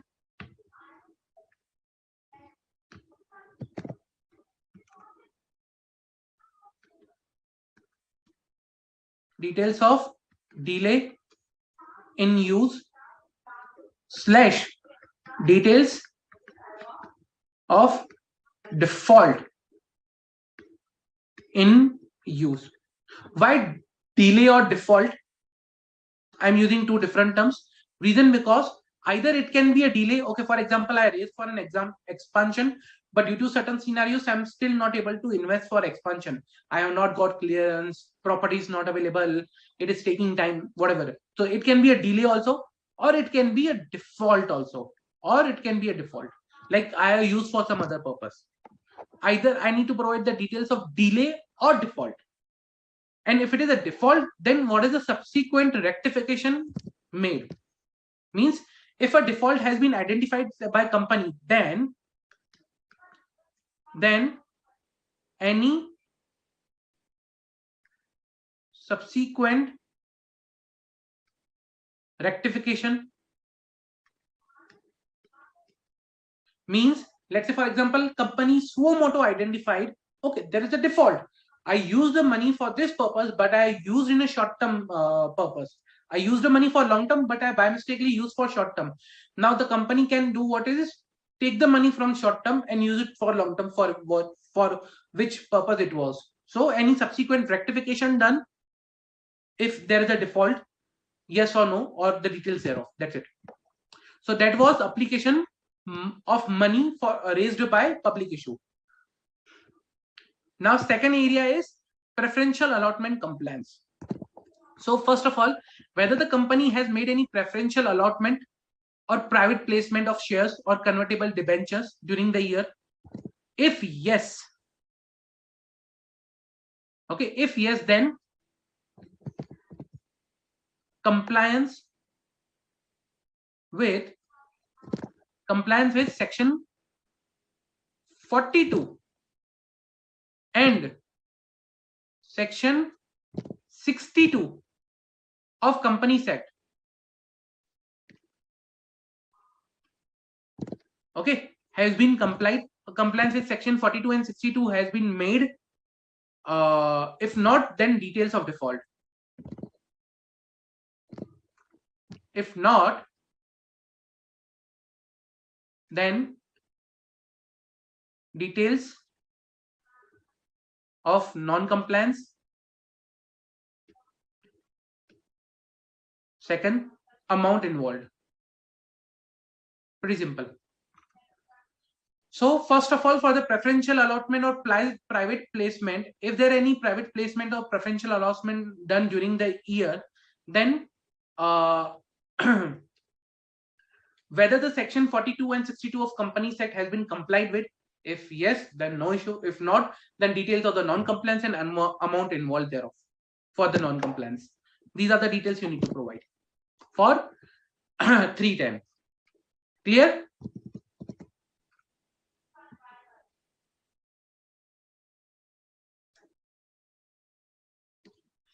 Jay, if the company is using short-term funds for the long-term, then there are chances that the company might end up into liquidity crisis. Reason because short-term funds are for your liquidity that you need to run day-to-day operation. Long-term funds are used for long-term, purposes like expansion or investment, long-term investment. For by using, short-term fund into long-term purposes, what will happen is it will suck your liquidity from the current position. It will take out the liquidity from your current hands and it will block the amount into some for long-term purpose. Now, if you don't have a liquidity, how will you run the company for day-to-day operation? Salaries, expense, you can say, payment to the vendors, which is due in 3 months, 2 months, prepayable on demand. So how will you pay that amount? If you use your short-term funds for the long-term purpose, company may end up in liquidity crisis, cash crunches, company may, stop working. There are many repercussions of, using short-term funds or long-term. That is not even advisable, not at all. From the finance point of view, very bad thing to do. Number 2, your second question: when one is declared willful defaulter. So willful defaulter, there are guidelines given by RBI, okay, but you need to see that particular details guidelines, because there is not a one single clause. There are multiple guidelines, multiple conditions which one has to satisfy. So I'll suggest you read the RBI guidelines for the willful defaulter, and on the basis of that, if a bank or lender or a financial institution declares anyone willful defaulter, then he needs to see whether these guidelines have been complied with or conditions are met. Then only a person can be declared or company can be declared as a willful defaulter. I hope I am clear. Okay. Any further doubt, guys? Ask as much as you can. Reason because it will enhance your clarity, plus it will help you understand the topic. Trust me, it will help you understand the topic, answer the questions. If you understand the logic why we are reporting this, 99% of the things are, the things will be clear. 99% of the things, I'll trust me. If you understand the logic, everything will fall in place. You will understand, okay, why this disclosure in there in the schedule 3, why this disclosure is required to why this thing is required to be reported in CARO, what is the purpose, and accordingly you can answer any of the practical question. Trust me. So guys, ask as much as you can. Also provide your feedback. Reason because it's very important for me to understand what are the things you require, what are the things you need additionally, whether you are liking or enjoying my classes, whether you are finding it appropriate, whether you are understanding, not understanding, whatever the feedback can be, please provide it so that I can improve or I can provide what you require.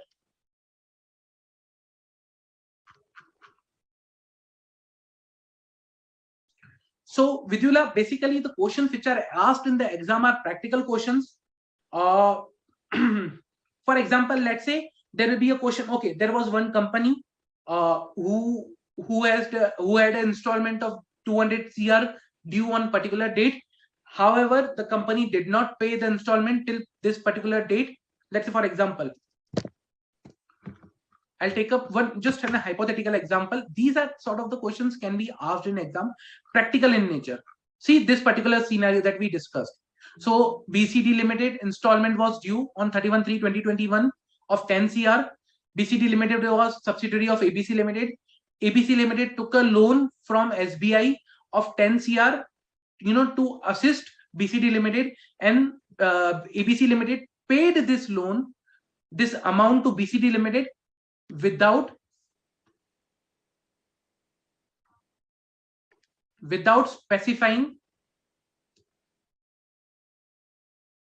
any repayment terms. Now kindly explain how this thing will be reported in CARO or CARO 2020 point of view. So there will be two things. One, this is a fund raised for the obligation of subsidiary.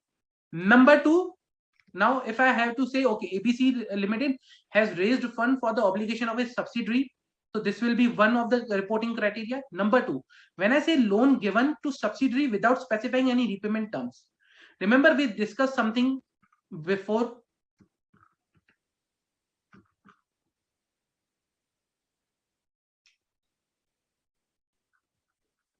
Over here, loans and advances given. Okay, so loans and advances given, aggregate amount provided to subsidiary or joint venture or associate. Second thing, whether repayment of loan, so repayment schedule is present or not. Okay, whether the terms of loans and agreement, loans and advances are prejudicial to the interest, company's interest. Okay, then loan without term. Remember we talked about either paid to promoter or a related party specified under 276.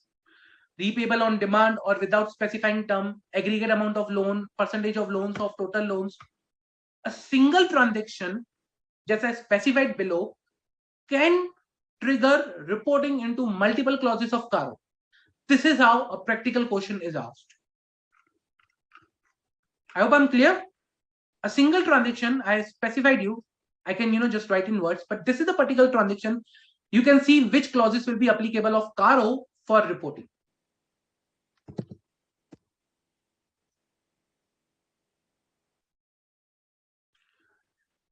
Absolutely correct. So you understand the logic, Vidula. So yes, a lot of clauses revolve around appropriate utilization of resources. If you understood, okay, if you understood the particular logic, then I don't think so it will be difficult for you to answer a particular question, because okay, here how the resources are being utilized, subsidiaries involved.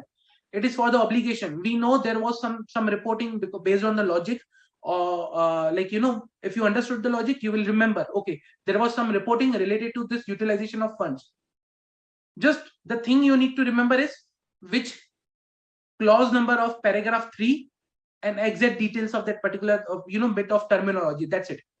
Other than that, you already know the logic for the reporting. I hope I am clear. So guys, whatever practical example I'm talking about here, whatever practical example I'm providing, the same can be a part of a question. The same can be a question also.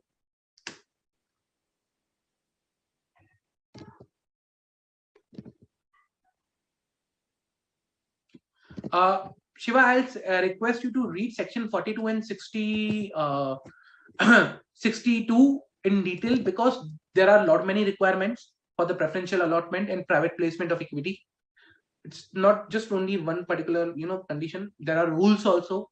It will be very difficult to, you know, to just, you know, provide the brief or, you know, just of that particular sections in a minute or two. It will be very unjustful for them. So they are bit of, you know, detailed one. I'll suggest you read the section. If you have any doubt, I'll be still happy to take up in, you know, after the lecture, or you can say, you know, at the end of the lecture or at the start of the next lecture.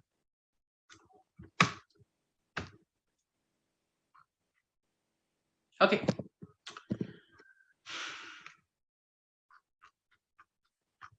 We saw 310. Okay. Then 311. Quickly, we'll move to the para 311.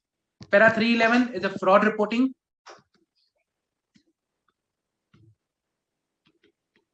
Okay. What is the fraud reporting? What we are required to report is, over here is notice of fraud, whether the company has noticed any fraud reported during the year, then nature and amount involved. Report under section 143.12. Remember, we discussed 143.12, report of fraud by auditor, inform ADT 4 to central government. Anything? Then whistle blower complaints.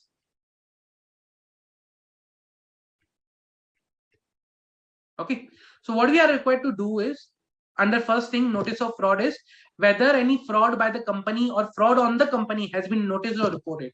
So any fraud reported,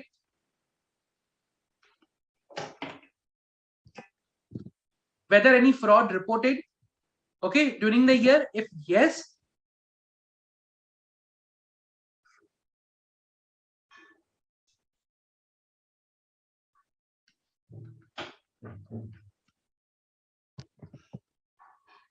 then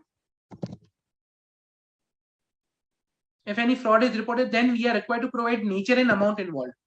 Nature and amount involved.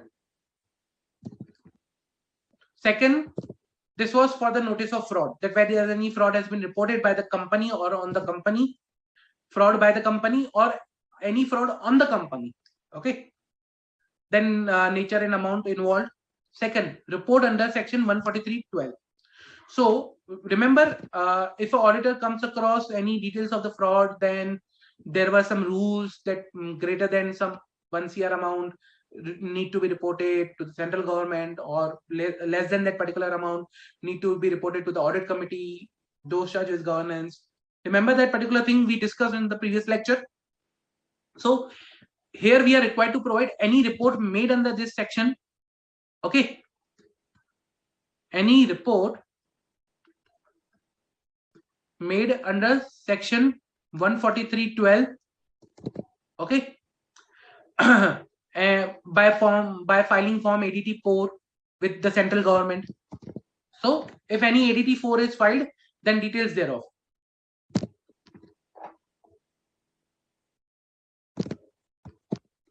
Third, whistleblower complaints. Whistleblower complaints means whether auditor has considered any whistleblower complaints, if any, received during the year by the company. So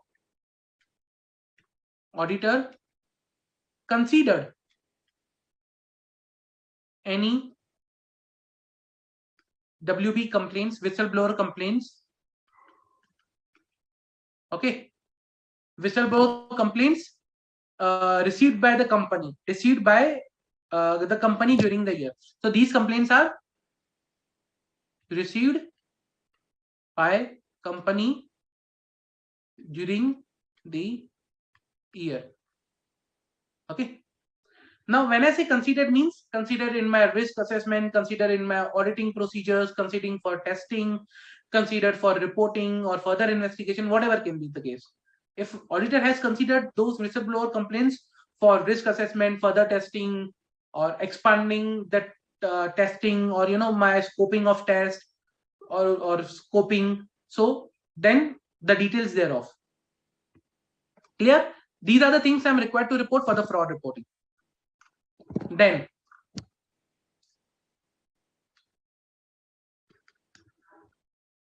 para 312 Nidhi companies.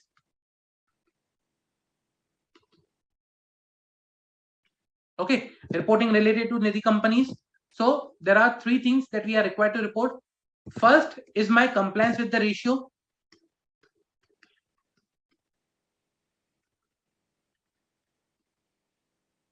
Second, compliance with the rules.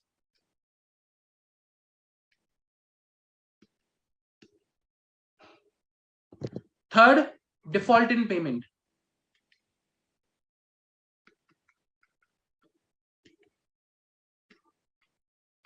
Okay, so first, compliance with the ratio. So whether the Nidhi company has complied with the net own funds to deposit ratio,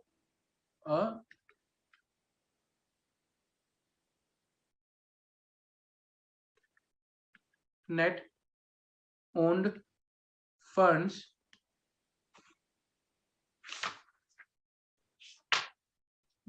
net owned funds to the deposit ratio,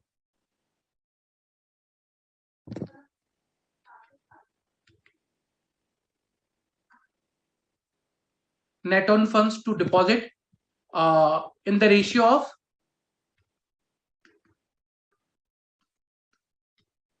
of 1:20. Net owned funds to deposits in the ratio of 1:20 to meet out the liability. So whether this ratio is met or not, that's a compliance with the ratio. Then so second, compliance with the rules. So whether Nidhi company is maintaining 10% unencumbered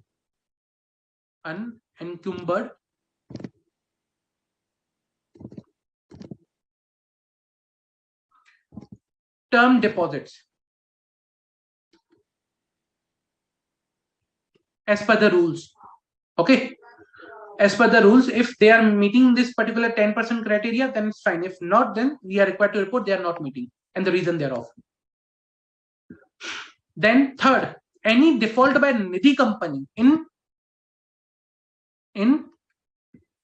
payment of interest / principal, interest or principal on deposit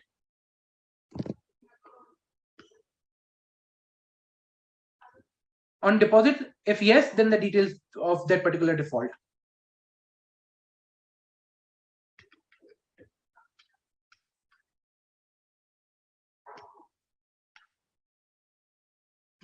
Clear?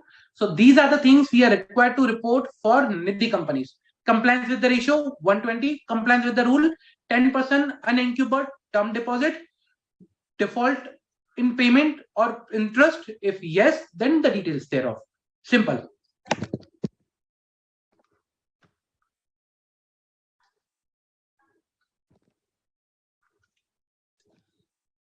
Then the next clause that we are going to discuss is transaction with related parties.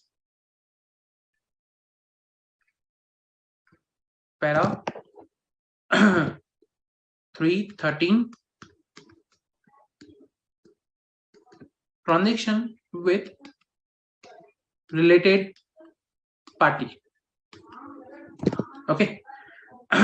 Pretty simple, nothing difficult. You are only required to report whether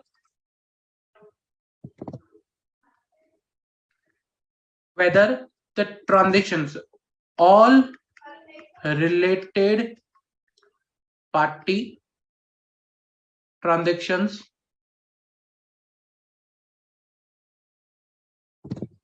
or related party transactions are in compliance with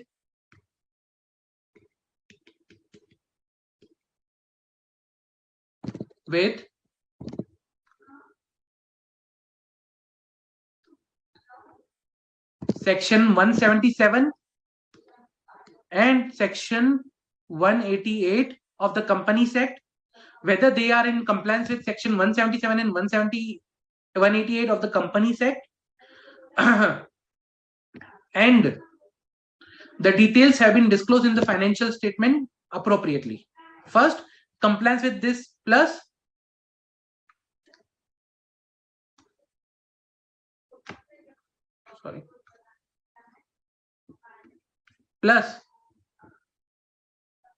reporting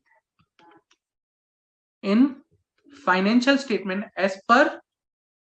So whether these details have been reported in financial statement as per applicable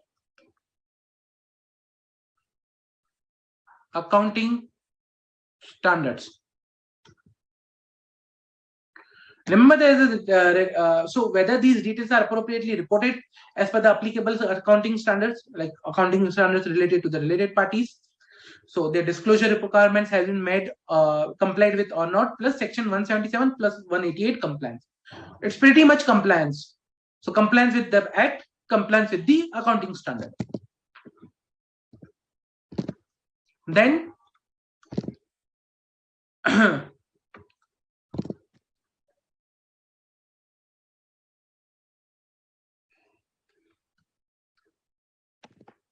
para 314. We discussed 313 right now. Now 314. 314 talks about internal audit. Okay, internal audit. There are two things we are required to report in case of internal audit.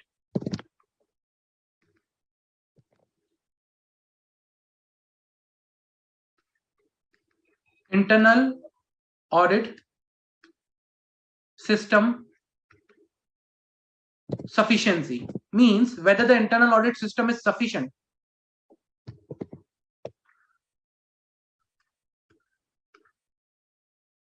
Okay, internal audit system sufficiency means whether the internal audit system is sufficient, or is internal audit system commensurate with the size and nature of the business, or is sufficient as per the size and nature of the business. Okay. Second is internal audit report consideration. Whether the auditor has considered the reports of internal audit issued during the period for the purpose of audit. Simple. So first, whether the internal audit system is sufficient or commensurate as per the size and nature, commensurate as per the size and nature with the size and nature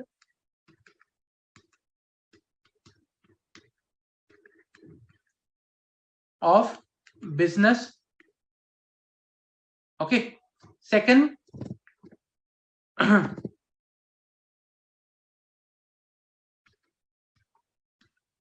reports of IA internal audit, okay, for the period under audit were considered for or considered by, you can say, by stat auditor. These two things: whether the internal audit system is appropriate or means commensurate with the size and nature of the business. Second, whether the internal audit reports has been considered by the state auditor or not. Clear? Okay. Then para 315. Para 315 is non-cash transaction with directors.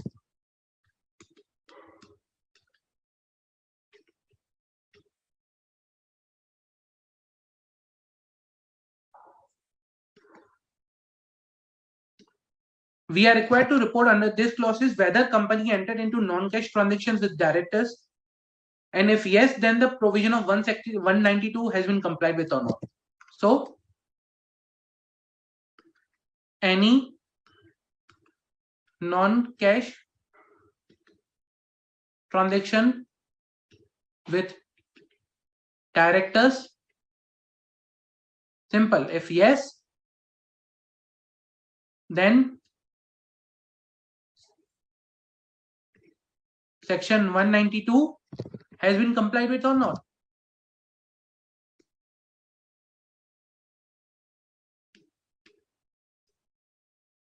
Okay, so if yes, then whether section 192 has been complied with. Simple. We are required to report this much thing in this particular clause. Clear?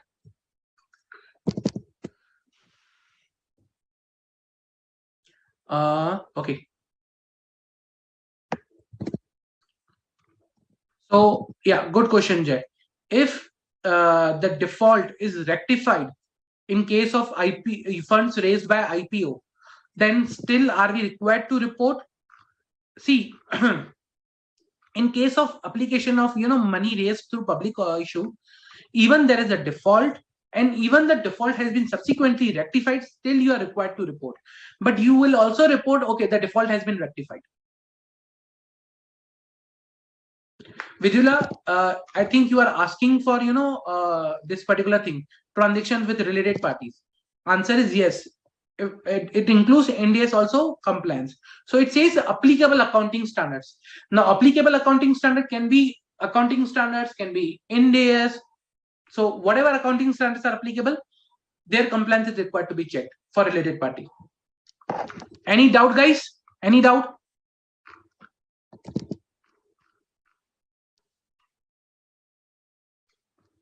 Nope. Okay. If no further doubts, let me proceed further. Just a minute. Okay. Then the next clause, important one. Okay.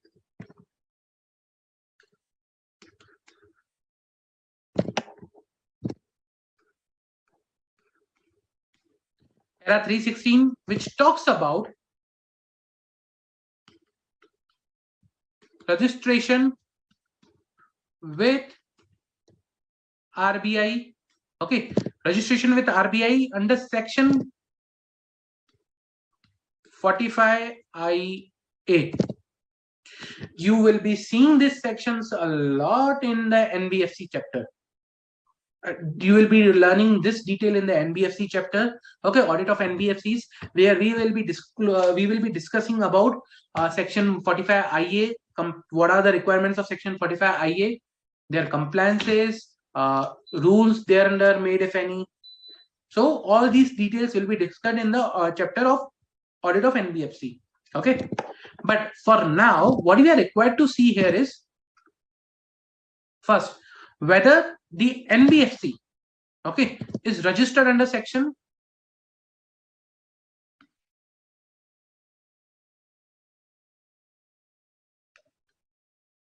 45 IA of RBI Act. Okay, of RBI Act. So registration under section 45 IA. Second, we are required to report details about housing finance activity.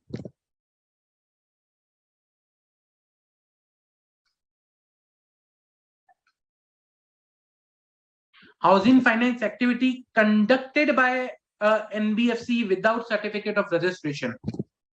So housing finance activity without COR, certificate of registration. Then details of core investment company. Okay, what we are required to report is whether the company is a core investment company as per RBI, and if yes, then whether it has met the criteria of CIC continuously, or whether the company is exempt or unregistered CIC. So the core investment company criteria, you can say.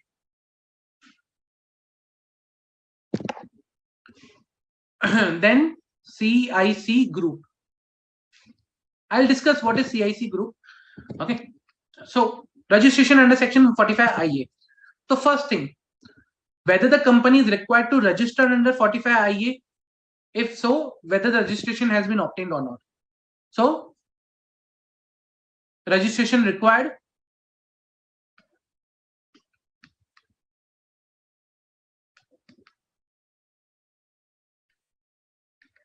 If yes, then whether obtained or not. Simple. Now, who are required to obtain registration under section 45 IA? So there are criteria for NBFCs. Those are required to obtain registration. So whether the registration has been obtained or not, those details. Second, housing finance activity by NBFC without certificate of registration. Okay. So if a NBFC or housing, if a company is conducting non-banking financial or housing finance activity, okay, so if a company has conducting any non-banking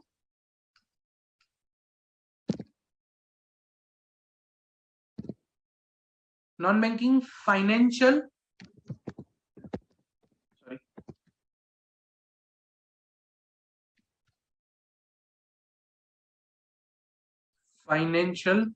activity, non-banking financial activity, or housing finance activity, if the company is conducting any non-banking finance activity or housing finance activity without certificate of registration, okay, without certificate of registration,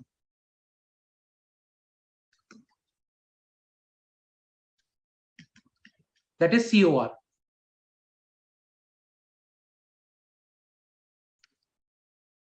Without COR, if they are conducting any activity of non-banking financial nature or housing finance activity without COR, then the details thereof. Okay.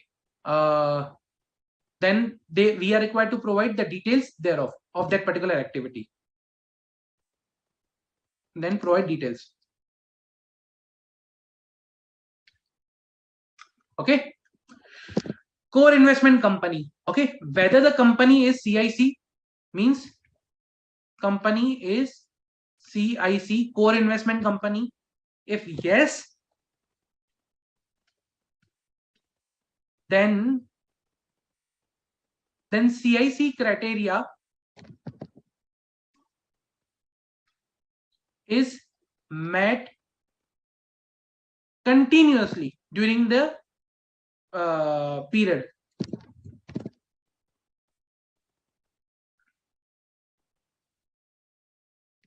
So whether it is continues to fulfill the criteria of CIC, and if the company, if no, means the company is exempt. Okay. If the company is an exempt or unregistered CIC, if no, okay, I'll do it from here. If no means exempt,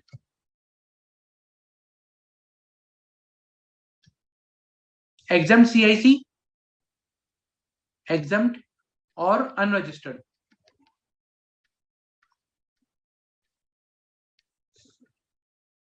If the company is exempt or unregistered CIC, means no, it's not registered one. Okay. Then whether it fulfills the criteria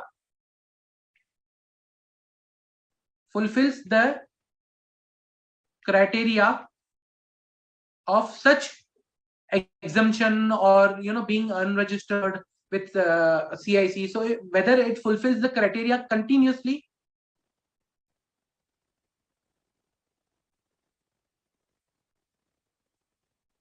Okay. Now two things: a company can be a CIC, so he needs to be registered and meet the criteria for the CIC continuously. We'll see what is the criteria of 100 CR in the section, in the chapter of audit of NBFCs. But if the company is exempt or unregistered CIC, or the company is not required to register for the CIC, then whether it is fulfilling such criteria, so that it is keeping that company exempt, or it is keeping the company out of the purview of registration of CIC. Okay. So we need to verify whether it is required or not required, and if it is not required, then whether it is meeting such criteria continuously or not. Now, next point is a CIC group, core investment group. Okay. So there are groups of core investment company. Okay. So whether the group has more than one CIC as a part of group. Okay. So we are required to report whether there is a group of CIC. If yes, then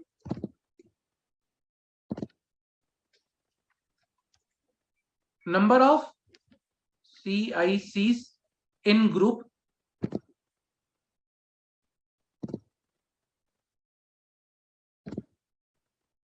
okay, number of CICs in that particular group. That's the detail we are required to provide. If there is a company, part of CIC group, and there is a registered CIC group, then how many CICs are there in that particular group? You will feel bit of unconnected with this particular clause. Reason because this is purely dependent upon whether you have read with the audit of NBFCs or not, or the provisions of NBFCs registration or not. Okay. So once you will read that particular topic, once you will attend the lecture, or read from the study manual of that particular topic, you will feel connected. But as of now, I understand you are feeling disconnected with this particular clause, and it is fine. Once you will read that particular topic, you will be able to understand what we are discussing over here.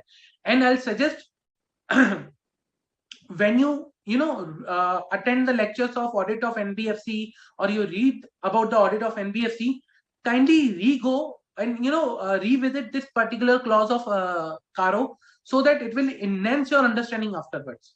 So you can mark this point. Okay.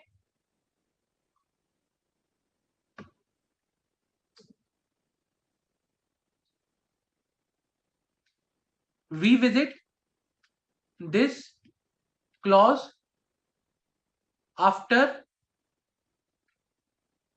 audit of NBFCs. Remember, revisit this clause. Reason because it will enhance your understanding. Trust me. As of now, you will be feeling disconnected, not understanding the things, just mugging up. Okay, this is required to be done, this is required to be done.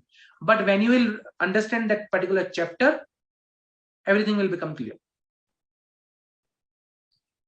I hope I'm clear with this. Okay.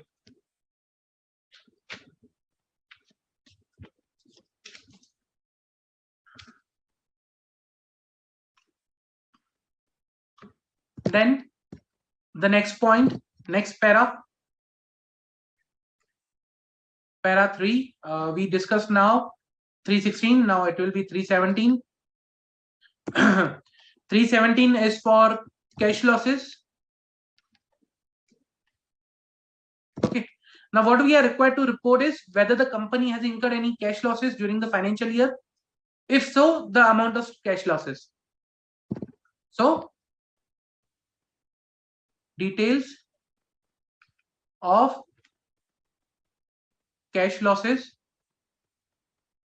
in current financial year plus in preceding financial year. Immediately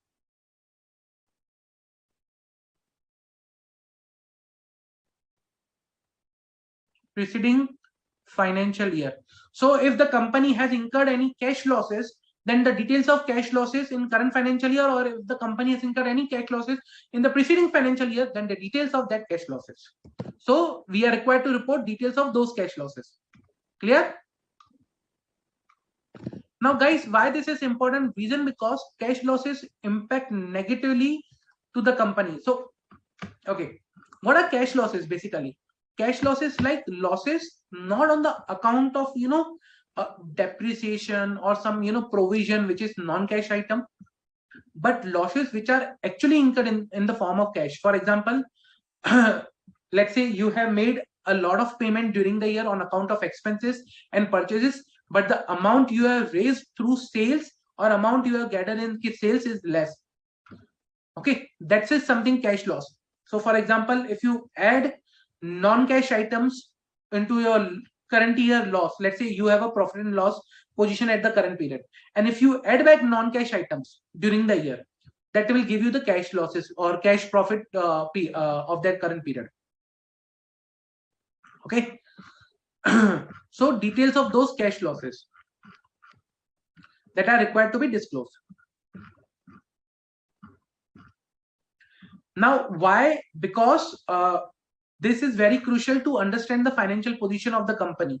If a company is incurring cash losses, means the company is on very critical path. It may require a further look from the going concern point of view. Okay, then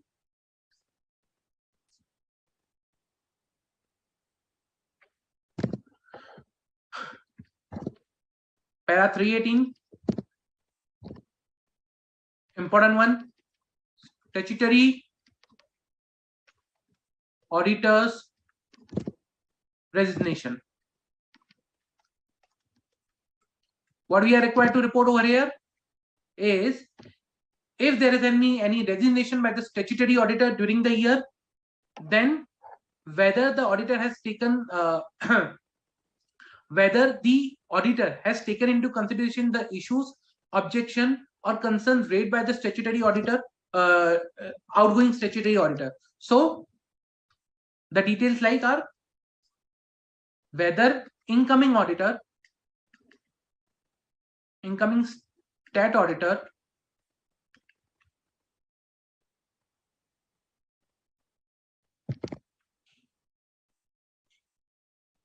considered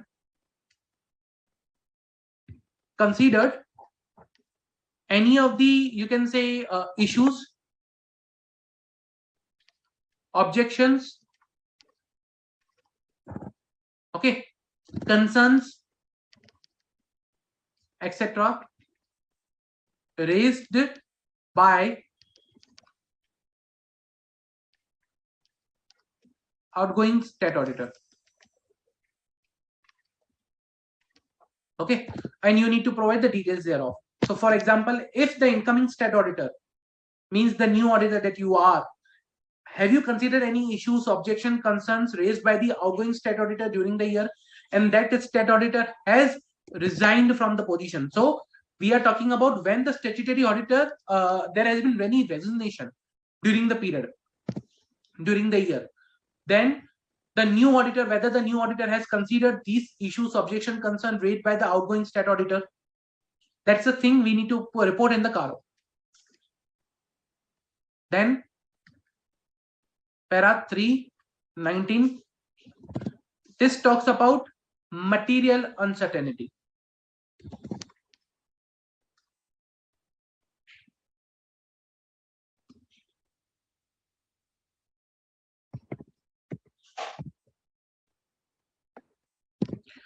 Material uncertainty, okay, what we are required to report is on the basis of financial ratios. Remember, now there is an amendment that you are required to report financial ratios. Okay, on the basis of those financial ratios. 2, aging of financial assets. Remember, trade receivable aging, CIP aging is there. There are certain agings. So based on the aging and expected rates of realization of financial assets, aging and payments of financial liabilities, other informations that is available in the financial statement or available to the auditor. Okay, auditor has the knowledge of those information, or plans of the management. Whether auditor is opinion that no material uncertainty exists on the date of report, that the company is capable of meeting its liabilities, or the company is perfectly fine within to pay its liabilities during the 1 year from the date of balance sheet. Okay, now remember why this is there is because this talks about on the date of audit report. It talks about on the date of audit report. Okay, this is required to be reported based on the date of audit report. Let me show you. So first thing, on the date of audit report, you are required to consider that on the date of audit report whether the company is able to meet its liabilities, whether the company is able to meet its liabilities existing at the date of balance sheet. Okay, existing liabilities existing at balance sheet date and within 1 year from date of balance sheet.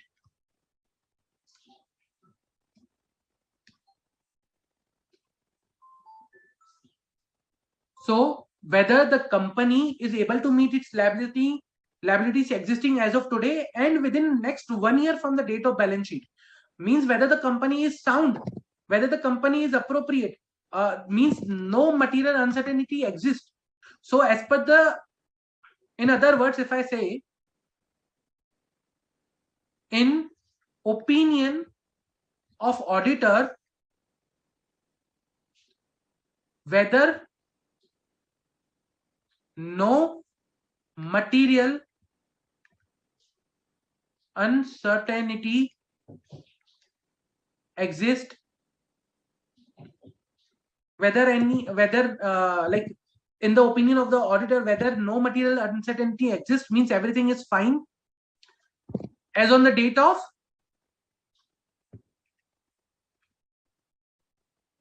audit report. We are talking about not on the balance sheet date, but on the date of audit report, that the company is able to meet its liabilities existing at the date of balance sheet or within 1 year from the date of balance sheet. If they are becoming due within 1 year from the date of balance sheet, then whether the company will be able to meet its liabilities.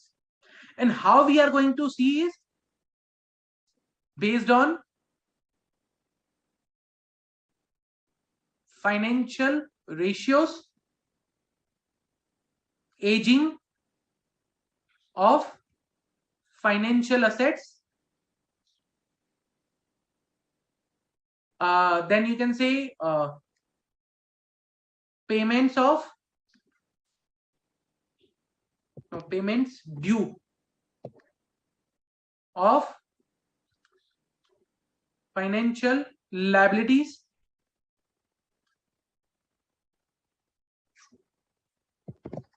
so by analyzing these things based on financial ratios, aging of financial asset, payments due on financial liabilities, or board's plan, whether a material uncertainty exists or not. So if there is no, auditor is required to report whether in his opinion no material uncertainty exists. If if there is no material uncertainty, then it is fine. If yes, there is a material uncertainty, then he is required to provide the details thereof. Now guys, this reporting of material uncertainty, okay, will also impact your reporting in the audit report. Remember, as per standards on auditing, we are also required to report whether there is any material uncertainty exist or not.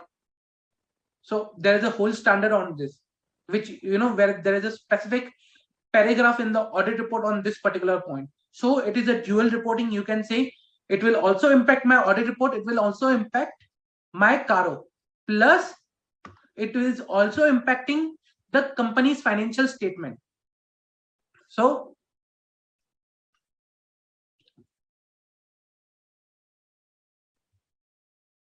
para in audit report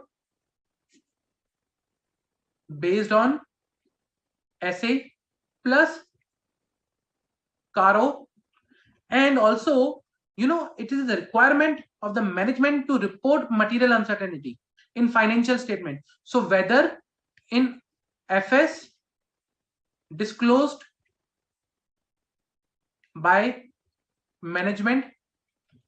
So management are also required to disclose in their financial statement if there is any material uncertainty based on their assessment. Okay, so there is a whole standard that we will discuss in the upcoming lectures, but this particular point has 3 implications: audit report, CARO, financial statement. Clear? Any doubt till now?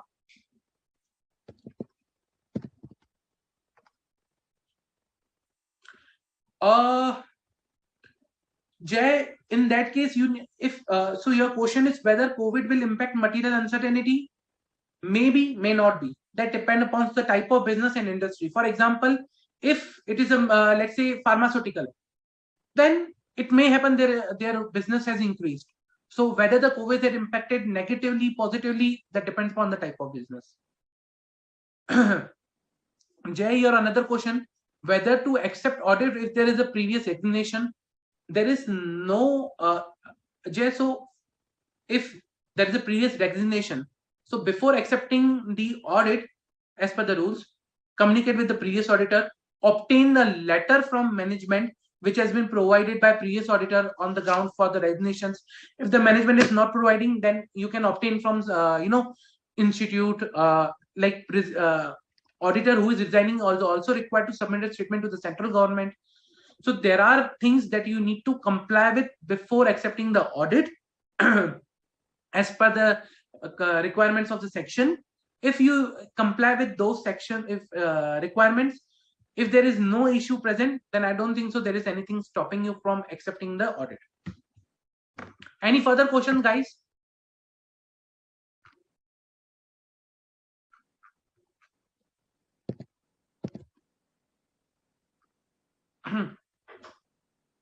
Okay, so guys, what we can do is, there are 2 clauses left, which is on unspent CSR amount and CARO reporting for consolidated financial statement. Very small clauses. It will take 5 to 10 minutes, not more than that. We'll take up those clauses in the next lecture, these 2 clauses, and then we'll move to the next topic of the audit committee and LODR. Okay, so I'll suggest you guys to read those topics, revise this CARO, come up with your questions, and I'll take up those questions. Also, the questions which are posted today and I'm not able to take, I'll take up those questions to in the next lecture first thing. Okay. Okay. Yeah. So we have a ma'am also that will provide some information. Yeah. Thank you, Harshad. Good morning, students. Hope you are enjoying the session and having enriched experience and learning professional ethics. And we have covered our company audit, Schedule 3 and CARO 2020. And CARO 2020 will be completed in our next upcoming session. And we will be continuing with Audit Committee and Corporate Governance. So if we see, we have covered Section 5, which is very important. And 12 to 18 marks weightage is there. Then we have started Section 2 because amendments are there in that section. So we are covering first amendments. And students who are joining later on, if they have missed any of the session and they are asking any query in between which is not related to topic, either they can mail to us, they can send it through mobile app, through Ask Your Query app, or they need to wait for the end of the session. If faculty is having time, they can take your queries because it's not related to the topic. So we cannot dilute the topic, otherwise it will hamper the interest of other students. So you need to be very careful, have patience and wait till end, or you write your query through mail. We will be happy to answer your queries if you have any queries or any doubts. Fine. And the topics which are already being covered, Harshad has already advised you again and again. And I'm again requesting you to please make your notes and revise it thoroughly because these topics are very, very important. And these are basic of our auditing subject, because if you are not aware how to read the schedule 3, how to present, how to understand, then you'll not be able to answer the questions which are being asked in the examination. Maybe it is based on division 1 or it is based on division 2. Then CARO 2020 is also linked with schedule 3. So you need to be very careful and revise it regular basis, because it's very important not only for May examination but also for November 22 examination. And first, in the month of April, we'll be covering all the amendments which are applicable for May 22 examination. And of course, these topics are again applicable for November 22 examination. In case if your any of the query is not resolved, which is not linked with the session, you can write to us on auditing-final@icai.in, or you can use mobile app and through ask your query, you can write your queries. Okay.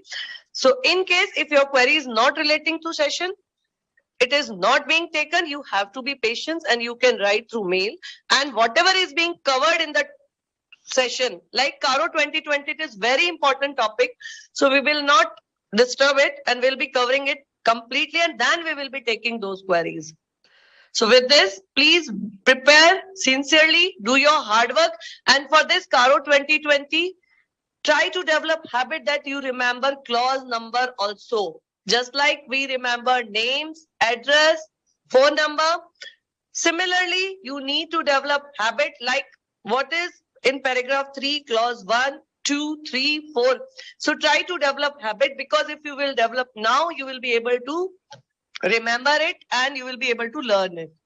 Okay, with this, thank you. Thank you so much, Harshad. Thank you, team. Thank you, Nisarg ji. Thank you all. Thank you.